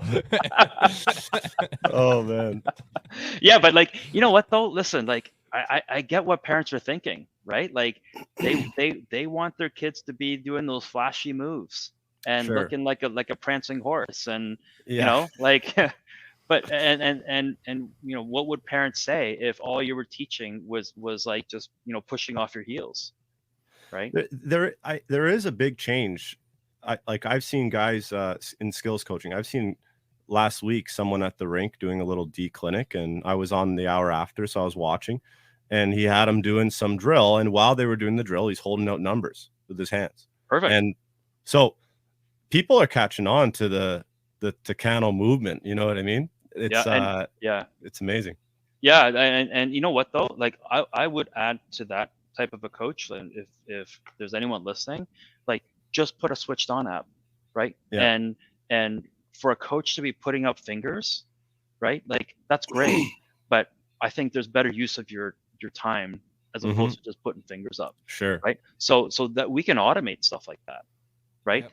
You could put like, I mean, we have about 10 or 12 tablets on the ice at any one time. Amazing. And we're having them look at different directions. Yeah, it might look like a yard sale. I get it. Like, I get the comments. I hear them, right? But at the same time, I'm like, if I can get kids to pay attention to something, right, then that's what I want them to do. Now how they take it to the game, and that's our job, which is making sure we seed that concept and say, hey, I know you had a lot of fun here today, but I need you to do this in your game. Right. And if we can sprinkle that on the way to the rink, and that's why, like, in our facility here, like, we welcome parents to stay here, because they are my weapon once they're out of this facility and they're on their way home or on their way to the game. Like, they're my tools, right? The parents are my tools. So I want them to be part of the process and say, oh yeah, remember that thing that you did with Satoshi? Yeah, like let's focus on that for this particular skate or this particular practice. Yeah. So I think that's a huge part. Yeah. I love the idea. You mentioned, oh, we can't just, it's not all about taking 100 shots at home. That's great. But that's a cool idea of having the iPad out telling you where to shoot or whatever, right? Like you're so right that you can do all this times a million at home. And the ice time is so expensive, and the coaches, you're gonna struggle to get them to buy in to throw out iPads on the ice, right? Exactly. Yeah, and I always tell people, like, I mean, everybody asks me, what equipment do you use? What system do you use? What I'm like, guys, it's not about the system. It's about the coaching. Like these are just tools, right? And I see, I understand what everybody's doing, and they're buying all this crazy expensive equipment, and they think that's going to solve all their problems, and it's not. It still comes back to you knowing exactly what you're doing, knowing how to use it effectively, and then and even to the point where, like, I mean, again, we have 10 to 12 tablets on the ice. Like, we got to be super smart about how efficient we can be to move them, Sure. so then we can move to the next drill. So we Dollars got are it down. ticking. We got it down to a science of okay, we're gonna start off here, and then we're gonna do this drill because we can move stuff very quickly. Yep. Right. So the kids aren't just kind of standing there for like 5 minutes. Even 5 minutes is a long time, right? To be waiting around. So expensive. right. And without even touching the tablet to change the drill.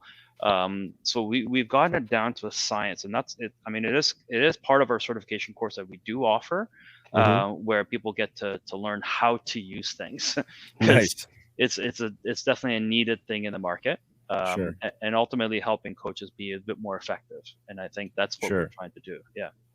Yeah. I've watched not a whole session of yours, but I watched pretty much a full drill of you working with a group at Canlan York. And I remember I sent you a message about this too, but the one thing that really caught my eye, one, the players skating, and they are clearly hyper aware of the decisions they're making trying to navigate through the tablets.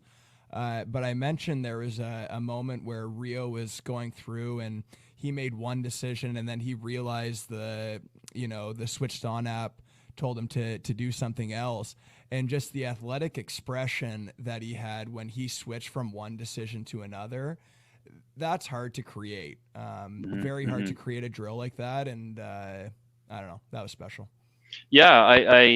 And when I first started, I did have way more equipment back then. But just like I said, it's not about the tool. It's about how like hyper aware some of these players are when they're on the ice. And for me, like, for example, we don't bring people on the ice that have never worked with us here off ice. You mentioned that. Because it is a continuum of what we do here off ice that then translates to on ice. And again, we use the same language, same lingo, same code, right? And also, like, with kids that haven't been here before, the appreciation level for the expensive equipment that we have on the ice is not as high. So we try to create a controlled environment where the kids are aware and they know exactly what we're trying to do. And I think that's also part of our, what we pride ourselves in, which is doing exactly what I did off ice, and then we take it to an on ice skill session, and then that goes to a team practice, and then that goes to a game. So we call ourselves the practice before the practice. So it's another opportunity to not just learn skills, but actually get the reps in. Yeah. As opposed to just waiting for a practice, a team skate, right? They could be doing way more effective things while you're getting ready. Yeah, and coaches have their hands full. Video is quite the task. If you're a coach and you're doing video weekly or twice a week or whatever, and you're at the point of not just your own team system, but you're talking about, hey, we're up next week against this team, like a football coach, and this is what this player likes to do and that player. And on the puck retrieval, if If you turn around and you see Bufflin, he's going to hit you. If you turn around and you see Marner, don't worry about it. So there's so much depth to that. But I know you said there's too many equipment questions. Do you have ice shoes on these tripods or what? Ice shoes? You mean like? You have special tripods that are sturdy on the ice. Do you peg them? You know what? I don't. And you know what's interesting? Like I said, these are just tools. Yeah. Right. And yes, I've had these things collapse and break and whatever, but I'm fine with it. Like I don't baby them. Yeah. Right. Like yes, they're tools, but they're just dumb tools. Yeah. That's how I look at it. And Sure. if I can get the job done, if a kid breaks it, like what am I going to do? Right. I'm not going to send him a bill. Right. Like, so, yeah, I mean, these are readily, available type stuff. And if it breaks, it breaks. I mean, these are, even just this tripod's $100, which is like ridiculous, but that's what they are. So, yeah. I can't argue with it. Unless I'm going to go out and make my own, which I'm not going to do. You're going to get the Satoshi patent. It's going to be the hockey tripod. You know what? Listen, I've seen some really cool stuff come on the market these days, and I'm like, man, that's pretty neat. Like it's, it's cost effective and it does its job. If it breaks, no big deal. You just get another one for $50 or whatever. Right. Yeah. I think that there's tremendous opportunity in everything that we're doing. There's no one tool, in my opinion, right now. There's no one tool that does everything. And I've been in high tech for 25 years, and you're just never happy with what's available. So you have to go out and build it yourself, just like what we did here, right? Mm-hmm. This type of training didn't exist, and I wish my son had it while he was growing up, even earlier, right? So that's why I said, okay, I'm going to build this thing. It's going to be what we call an institution, right? Like an actual institution where coaches, teams, general managers, whatever, they can all use our facility to learn, like on an annual basis. And it doesn't have to be like one event, right? Like it's a place that coaches can fly in and learn from us. And and I think that's what we need. And I'm just trying to be part of the solution. And we're just doing what we can. Nice. The minor, sorry, Spencer, I know you're itching for a question. The minor hockey, right? If we're going from U10 and let's say we jump to U15, right? Is there a big difference in the stuff that you're going through with them? And what about sport to sport? Oh yeah, so great question. I don't discriminate, right? Like I tell parents, start as early as you possibly can. So our youngest is 6 years old. What is that? 2016 or 17, 18 or something like that. 17, 18, 17, yeah. Right? And I tell them just start as early as you can, because the more that they grow with this stuff, and then their bodies are going to grow, then now they're going at the same pace. So what I found over the years was that a lot of the physical and the skills part went like this, but then their intelligence was like much slower. I see. Right? And then hence why you think you have to play, summer hockey or spring hockey, summer hockey, so you're on the ice every week, and I think they're just trying to catch up with that. But our philosophy is start as young as you can, so then they kind of grow together, right? Mm-hmm. We've had kids that are going into U16 that call us and work with us, and that's okay. Like we're not saying no, but what I do find is that it does take a little bit longer than that 6 or 7 year old to grow, right? They're growing at a different rate. We've had NHL players here, and they're great. Like I love them, but I'm thinking it's too late for you guys, right? Like there's nothing I can do now at this stage of your game, right? Mm-hmm. Yeah. So and I would also add, probably half the kids that are here have either been diagnosed with ADHD or undiagnosed, but they just don't know, right? And so we do have, you know, many parents that call me and they say like, oh, your sessions are 90 minutes long. I think, you know, my kid, it's too long for my kid, right? But I learned that, and this goes on to the clinical research side of things. As long as you keep the cerebellum going, so in other words, if they're doing something that they're interested in, Yeah, I need those other words. you could keep you could keep them going for hours, right? Oh, love it. Right. That's So a great way of putting it, though. yeah. So I think, you know, I welcome any kid to be here and spend the time with us. In fact, those are the kids that don't even want to leave here. You know, Right. and I have to kick them out because, you know, obviously with ADHD, like they're hyper focused on one thing, right? And they want to improve and they want to get better, and to the point where I'm like, guys, I gotta go. Like I got another group going on here. You have to get out. They're like, just one more, right? And that's what I love about Love guys that. like Dom DeVincentis. Like, when I first met him, I'm like, why does he not want to leave here? Like he's just, give me one more rep. Come on, Satoshi. Like they're praying to you know, have them stay. That's And awesome. but those are the guys that really go far, right?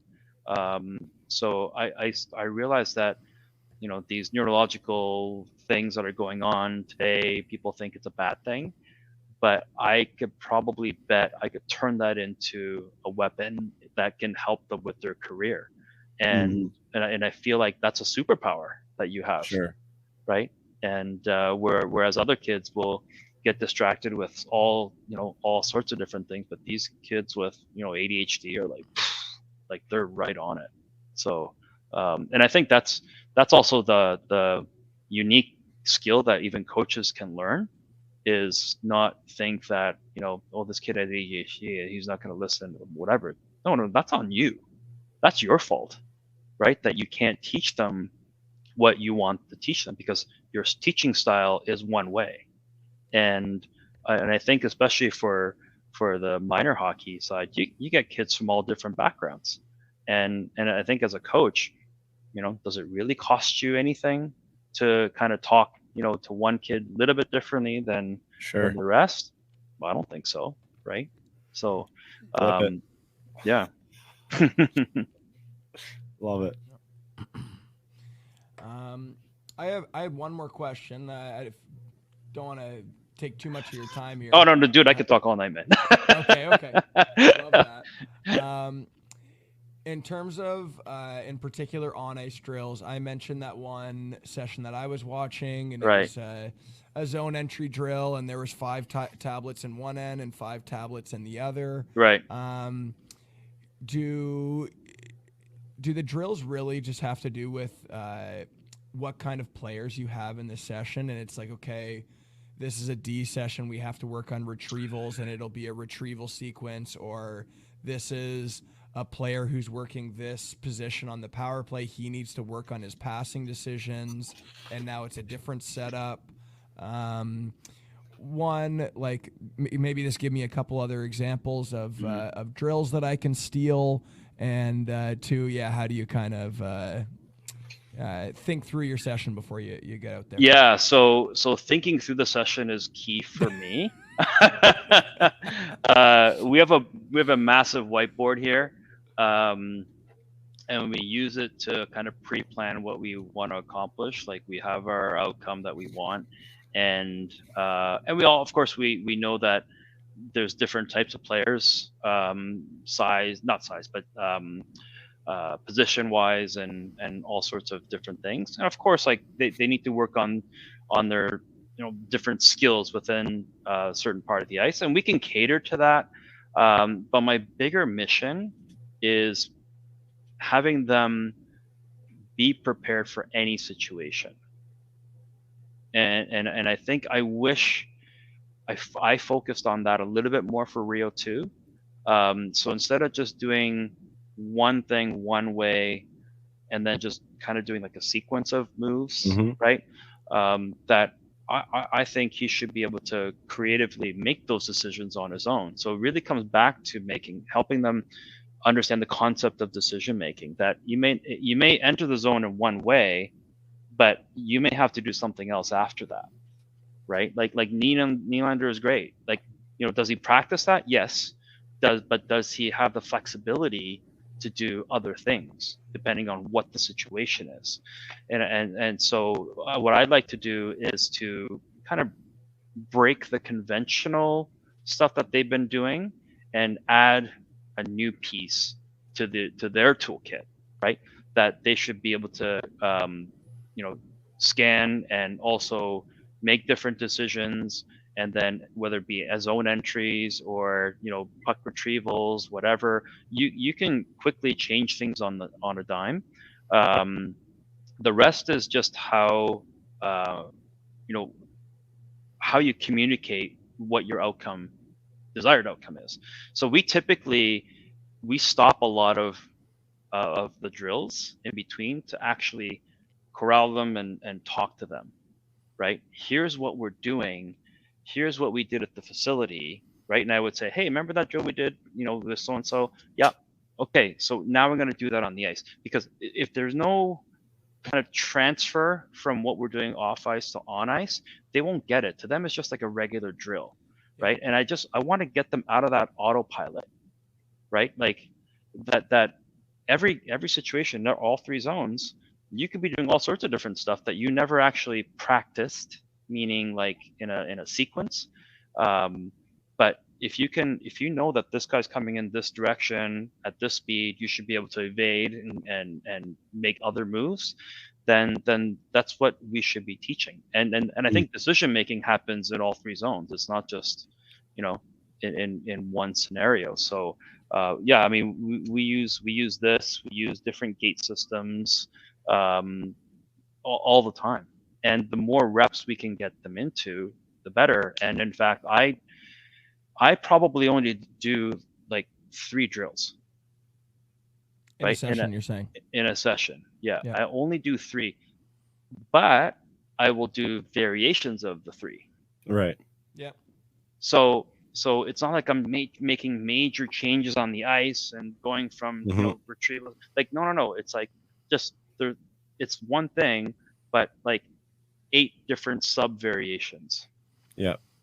Right. So like in the programming world, you have if this then that, right? Otherwise do this, right? And then otherwise do this, and then so it's like they're like, we call it subroutines. So you have one program, but in one program they have like 8 or different subroutines, right? And you're kind of going through this list of different things, and then all of a sudden out pops this particular drill. So we kind of take like an engineering approach to development, more so.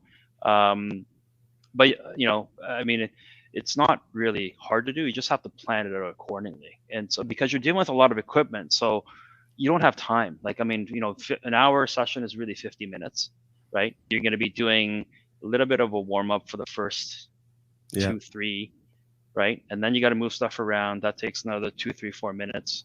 And so you got to be super efficient with what you're doing. And yeah, I mean, we could go so deep into just the on ice portion, never mind this stuff, that yeah, I mean, I'd love to be able to. I mean, this is probably a whole other episode for you guys, but yeah.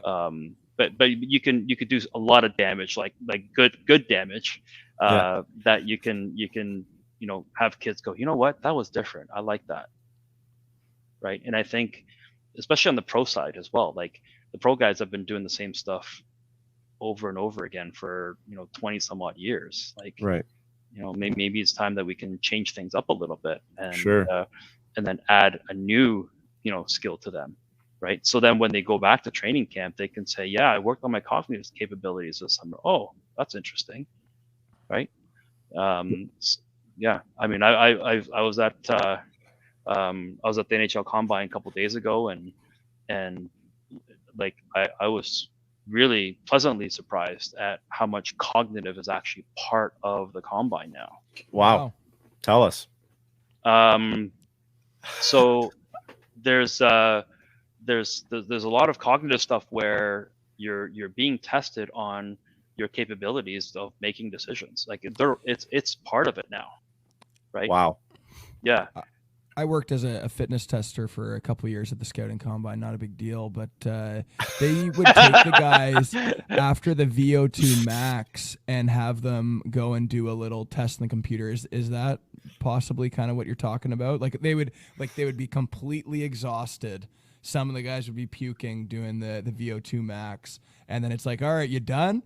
Get to the computer and write this test. Yeah. I mean, I think that's a great idea. Yeah. Right. I know the NFL does it. Right. And I think they're now incorporating into the NHL combine, and I think it's great. It's a great first step. I had Rio jump on their cognitive test as well, and I'm not going to tell you the results because I was like pleasantly surprised. But the feedback was great. Like it's part of it. It's part of the game, right? Nice. So yeah, VO2 max, physical, all that stuff. I think is you still have to do it. There's without Sure. question. But I think it's time that there's other pieces to it that can be quantified, right? I think that's the other piece, which is like, you talk to 100 different coaches, you ask them about what hockey IQ means to them, and you get 100 different answers, Mm-hmm. right? But if we can at least start, and it may not be perfect, but if we can start in just doing like one, baby steps at a time, I think we'll eventually get there. Now you got AI, right, as well. So why aren't we using any of that type of stuff, right? It's growing. The third leg of the stool is growing, Satoshi. It is, man. I think it's time now. I think it's you guys too, and all the coaches that are out there. I think it's, if we can work together, I think it'll just accelerate it even more. This isn't about ego. This isn't about making money, right? Like there's so many different ways to make money, but this, to me, it's a movement, right? Like it's so important Evolution for of sport. Yeah, because in soccer they're doing it, right? This is like what we're talking about is standard. Yes. Yeah. In soccer, right? And we all know it. Like we've seen it, and we've seen Messi doing his thing, and it's like, how did he even do that? Right. Right? Like, so yeah. I mean, it's there. I think hockey's. I mean, I don't know if you guys agree, but it's like just slightly behind, like a whole bunch of sports. I think it's time. And the other thing I will add, like, everybody talks about, sports science and all that. I think it's great. Like, but their context is that it stays in a lab somewhere, right? That it's not out in the wild. So, I have arguments all the time, right? Like with like researchers going, okay, so you have a study that says, whatever, like do this and you'll be smarter player or whatever, like whatever the research study is. But until you actually dive deep into how they did that study and how they came to the conclusion, you think they're all equal, but they're not. So for example, I've got studies here that'll say, we tested and then you look through the sample size, right? Meaning how many people were actually tested for that research study. And it's something like a team of 17 people. And I'm like, that's completely useless, because you're basically saying something is good or not good, whatever the outcome was, based on a sample size of a team of 17 people that you did a study for 4 weeks. That's nothing. Right. Like if you're telling me that, okay, there's a sample study of like, 300-400 kids. Okay, that to me sounds a little bit more meaningful, worthy, right?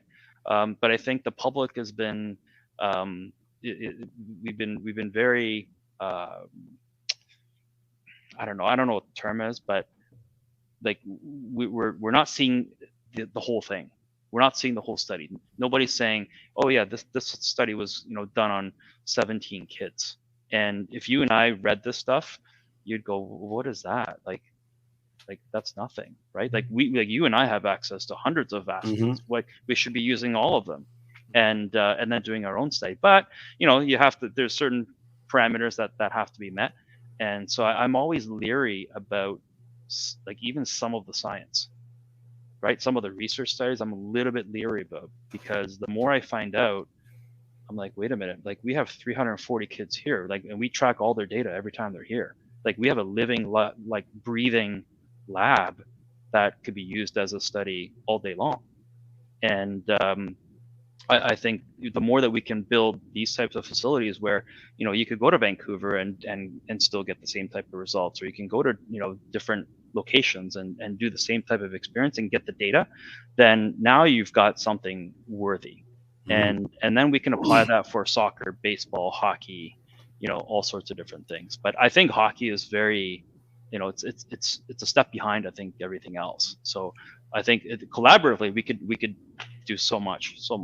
I was in the room at the Brock seminar last year, Satoshi, and one of the speakers, I forget her name, was speaking about data in hockey. And long story short, one of the things she mentioned was talking about we should pull our goalies earlier when we're down a goal. And she was going through all these data points about how statistics show you haven't scored in the 5-on-5 matchup all game. Get this goalie out. And I felt like I was live action on set with Brad Pitt and Jonah Hill in Moneyball, because it was like the vibe of the crowd was just like, oh, could you hear this? The good old boys is I've been doing this for 60 years. It was unbelievable. Yeah. The good old boys club is definitely holding back some of these things that we're talking about here. Oh, 100%.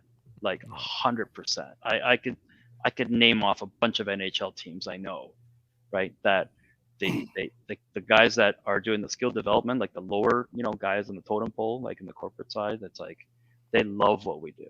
They love what we do.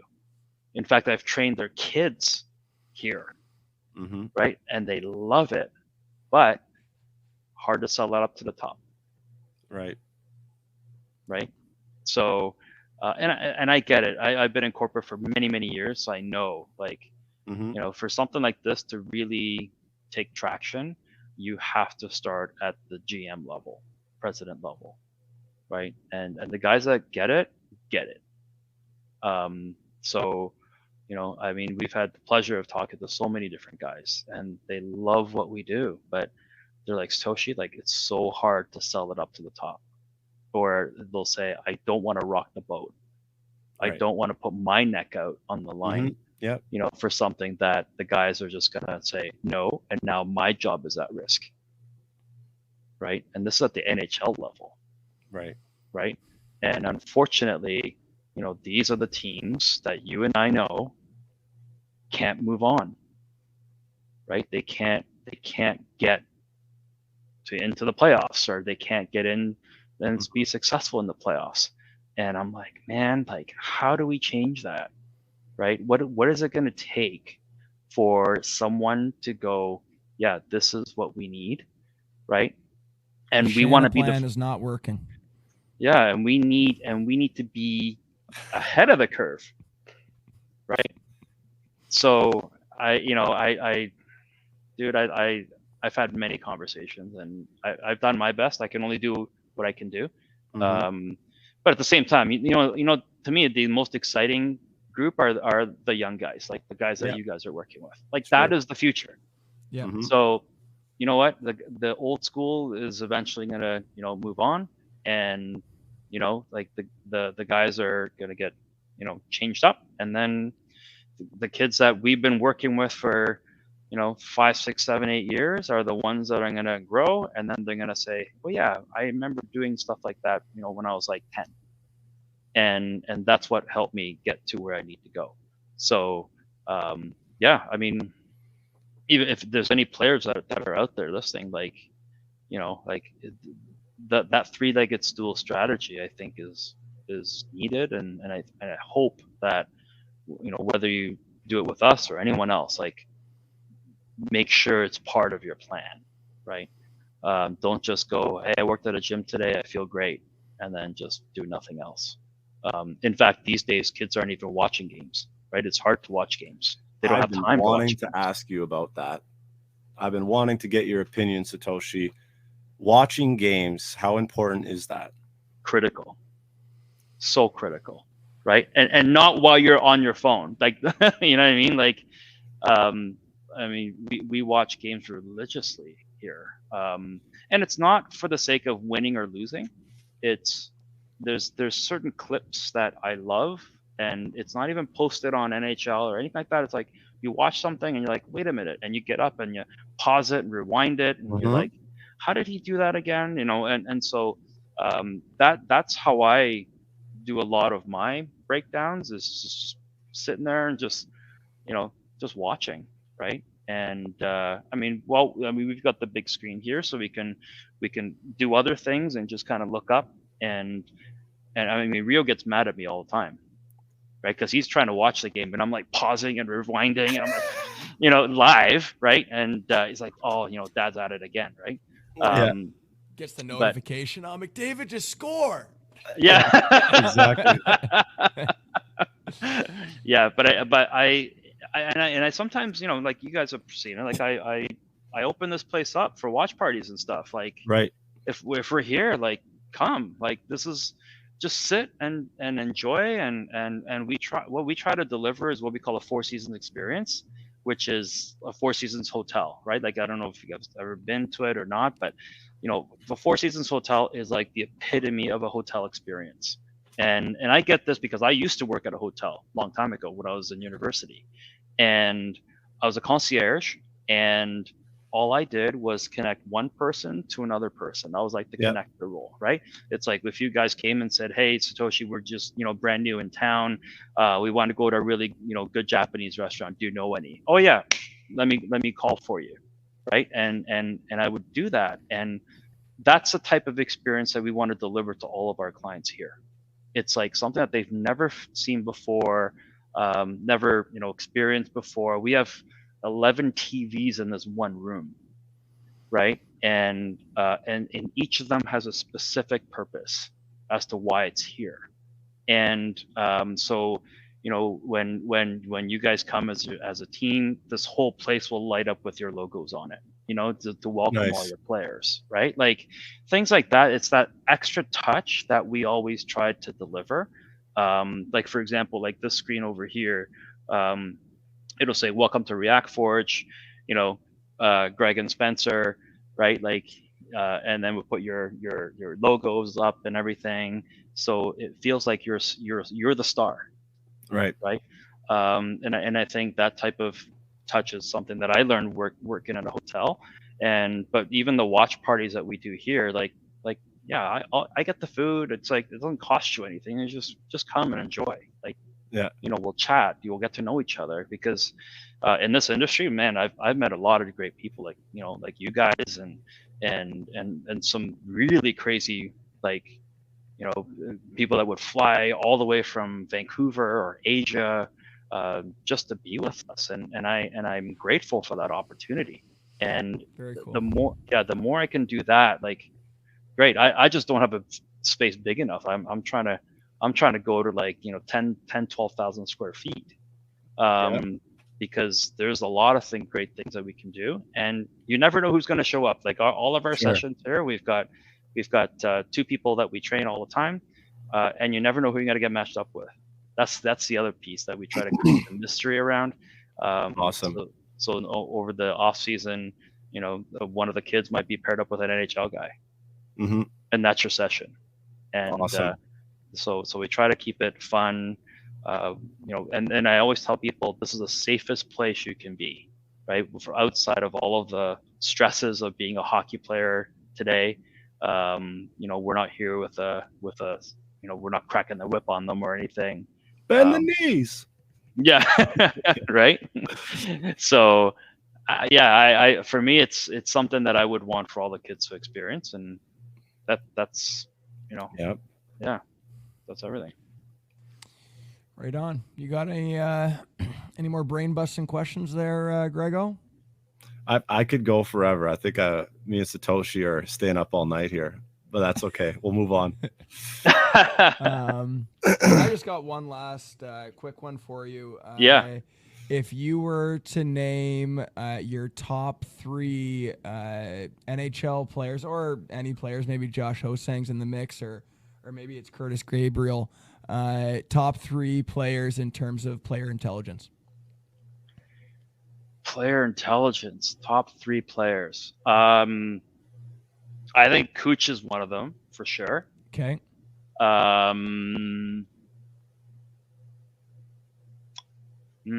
Good question. I mean, I know I named like Hyman and stuff as well, but this is interesting as well. He doesn't get as much credit today, but I liked watching Kuznetsov. Interesting. Because he's one of those guys that, listen, not everybody can be a Connor McDavid. Yeah. Right. But anybody could be a Cooch. Anybody could be like a Kuznetsov style, right? Like that Russian style, I think is something that's been around for a long time. And it's not, you don't have to be like a super athlete to be able to, or athletic to be able to pull off those types of moves. So I would say, oh, you went purple. Yeah. But sporting the BobN'Frank colors, that's all. But those guys would be, the ones that I think anyone could really, be like. I mean, Hosang as well. Like I love his strategy, right? And I don't think he gets enough credit for it, with the way that he plays. So again, he's another guy that a lot of guys can mimic.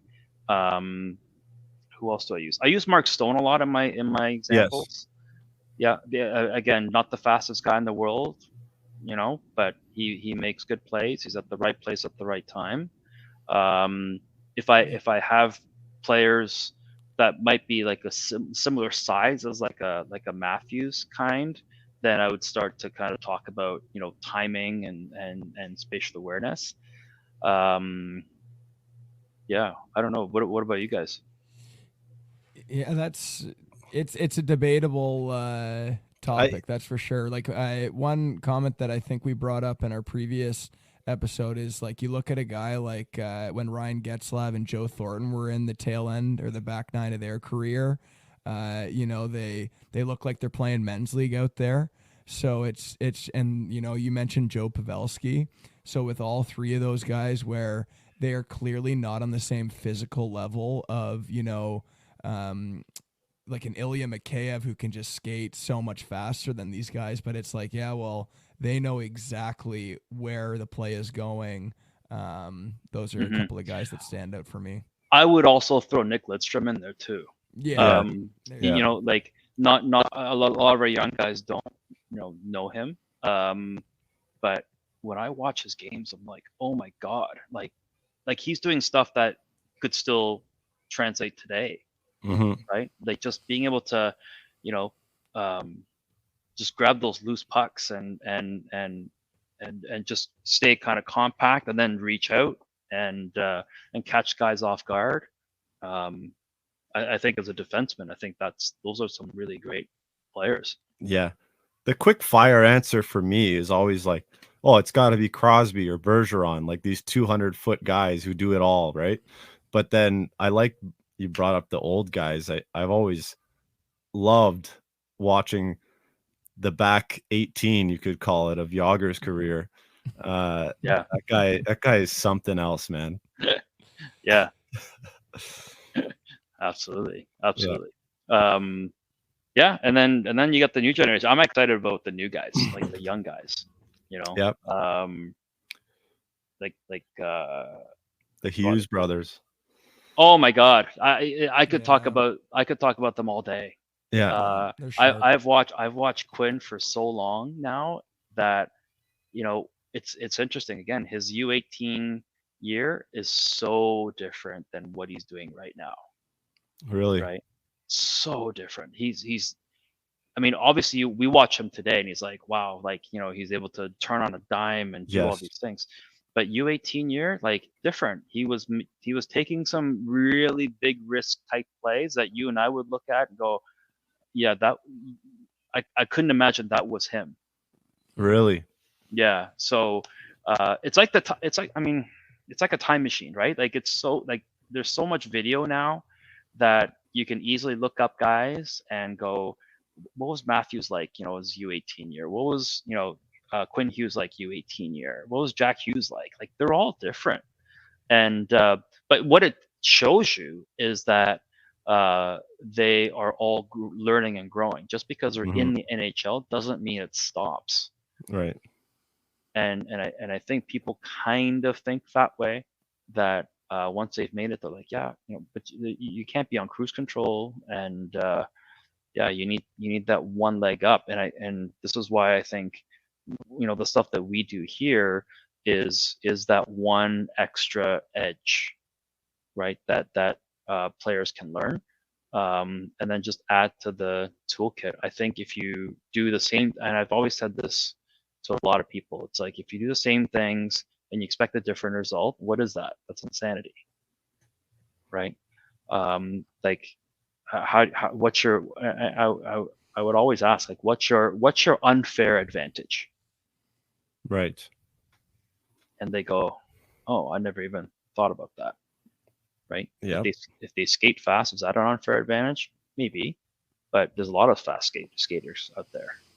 So I try to make people think before they answer, right? So just like that question about how can speed hurt you in the game, and I think we all need to learn from those types of experiences. So I hope, you know, throughout this whole podcast that coaches will think differently, right? Just like a Steve Jobs kind of a thing, but Sure. something that goes, yeah, I think I need to change the way I train guys. Yeah, absolutely. Yeah. So, It is changing. It is changing slowly, for sure. Yeah. Yep. Yep. And again, the old school guys will eventually, you know, they're out.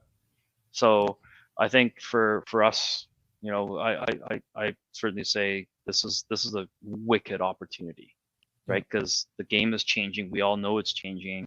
The concept of hockey IQ is changing. Now we're talking about player intelligence, and now we're getting away from just puck touches, right? Yes. And we're getting into more strategic type plays, and we're seeing benefits in that, especially at the younger ages. Like we see those kids that move the puck so well, and they're only like 8, right?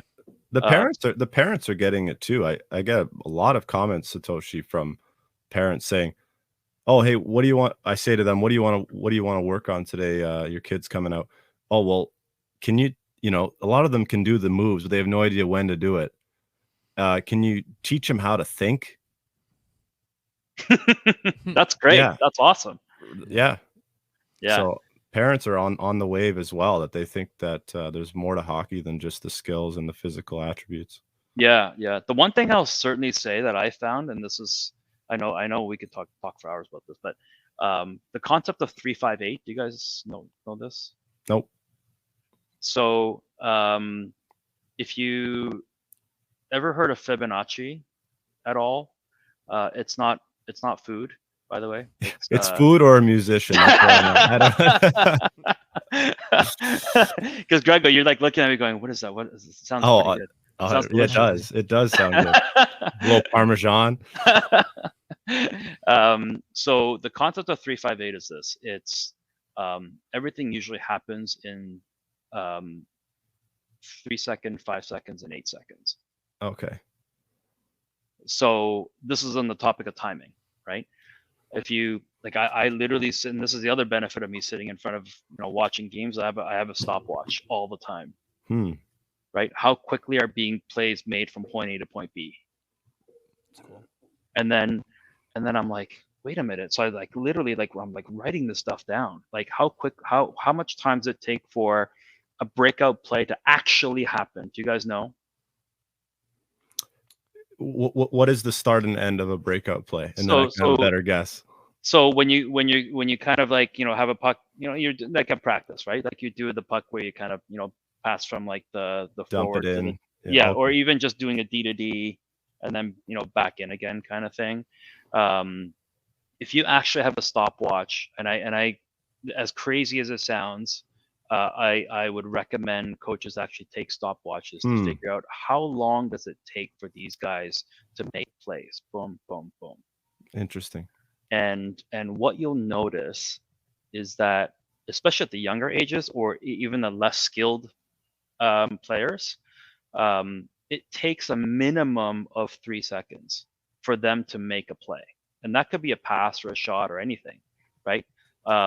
Because it takes time for them to, let's say it's a pass, right? It takes time to receive the pass and then control it, and then now they have to look up, and then they make the play to move. Especially for the younger kids, it's like 3 seconds. Yeah. Right, because they're fumbling pucks or whatever. Yeah. And where I got this from is, again, with my own son, with Rio, right? That he tended to blow the zone way too soon. Because he didn't know that defenseman needed time to control the puck, to look up, find Rio breaking out, and then hit him. Right. And so I would always say, Rio, you're going way too fast. But that wasn't the problem. What the problem was is that he didn't recognize the amount of time that it takes his defenseman to control the puck and make the play. Right. So I would tell him, count to 3. As soon as that puck is about to be on a stick, count to 3, and then now go. Interesting. Yeah. Right. So it sounds so crazy, but it's like I mean, it works. Oh, right? yeah. That's a good alternative to, you're always telling a centerman to swing low. You're trying to tell them to stay behind the puck. And then, they think they're in good position. The puck goes to the wing, and then it's boom, they're ahead of the play again. It's like, oh, what are you doing? And it's like, well, like, you've got to let that winger, prep himself, count to 3. And now all of a sudden you're behind the puck and you look like McDavid. Yeah. I've had to, like, when I do drills, there's often times where I have to hold the back of their pants because they're just itching to go. I'm like, no, not yet. You know what I mean? Like, and then I go, okay, count to 3. Okay. 3. Yeah. So, and then there's other plays where this is at the NHL level now, but if you see guys that are skating behind the net, it'll take you about 8 seconds for them to actually make that play to do something else. So, so then as a guy that's open, you can almost know how long it's going to take for that path to get to you if he sees you. So just to kind of be able to prep for that. So you may not want to crash the net too soon, because it's either a 3-second rule or 5-second rule and 8-second rule. So if you watch Matthews, especially during this season, because he was doing a lot of those moves where shots coming up to the point and then it's being taken, and then literally within 3 seconds he's right at that spot where for a tip in, and literally, like, it's without fail. It's almost like as if he's counting, but I know he's not counting. Right. But he's figured out that Fibonacci rule, which is 3, 5, 8, right? And sometimes 13. And it's not something that is going to all of a sudden go viral, but for guys like us that really want to work on timing, I think it's a very valuable tool that we can all learn. If I take anything from Liberace, it's going to be that 3 seconds. I love that.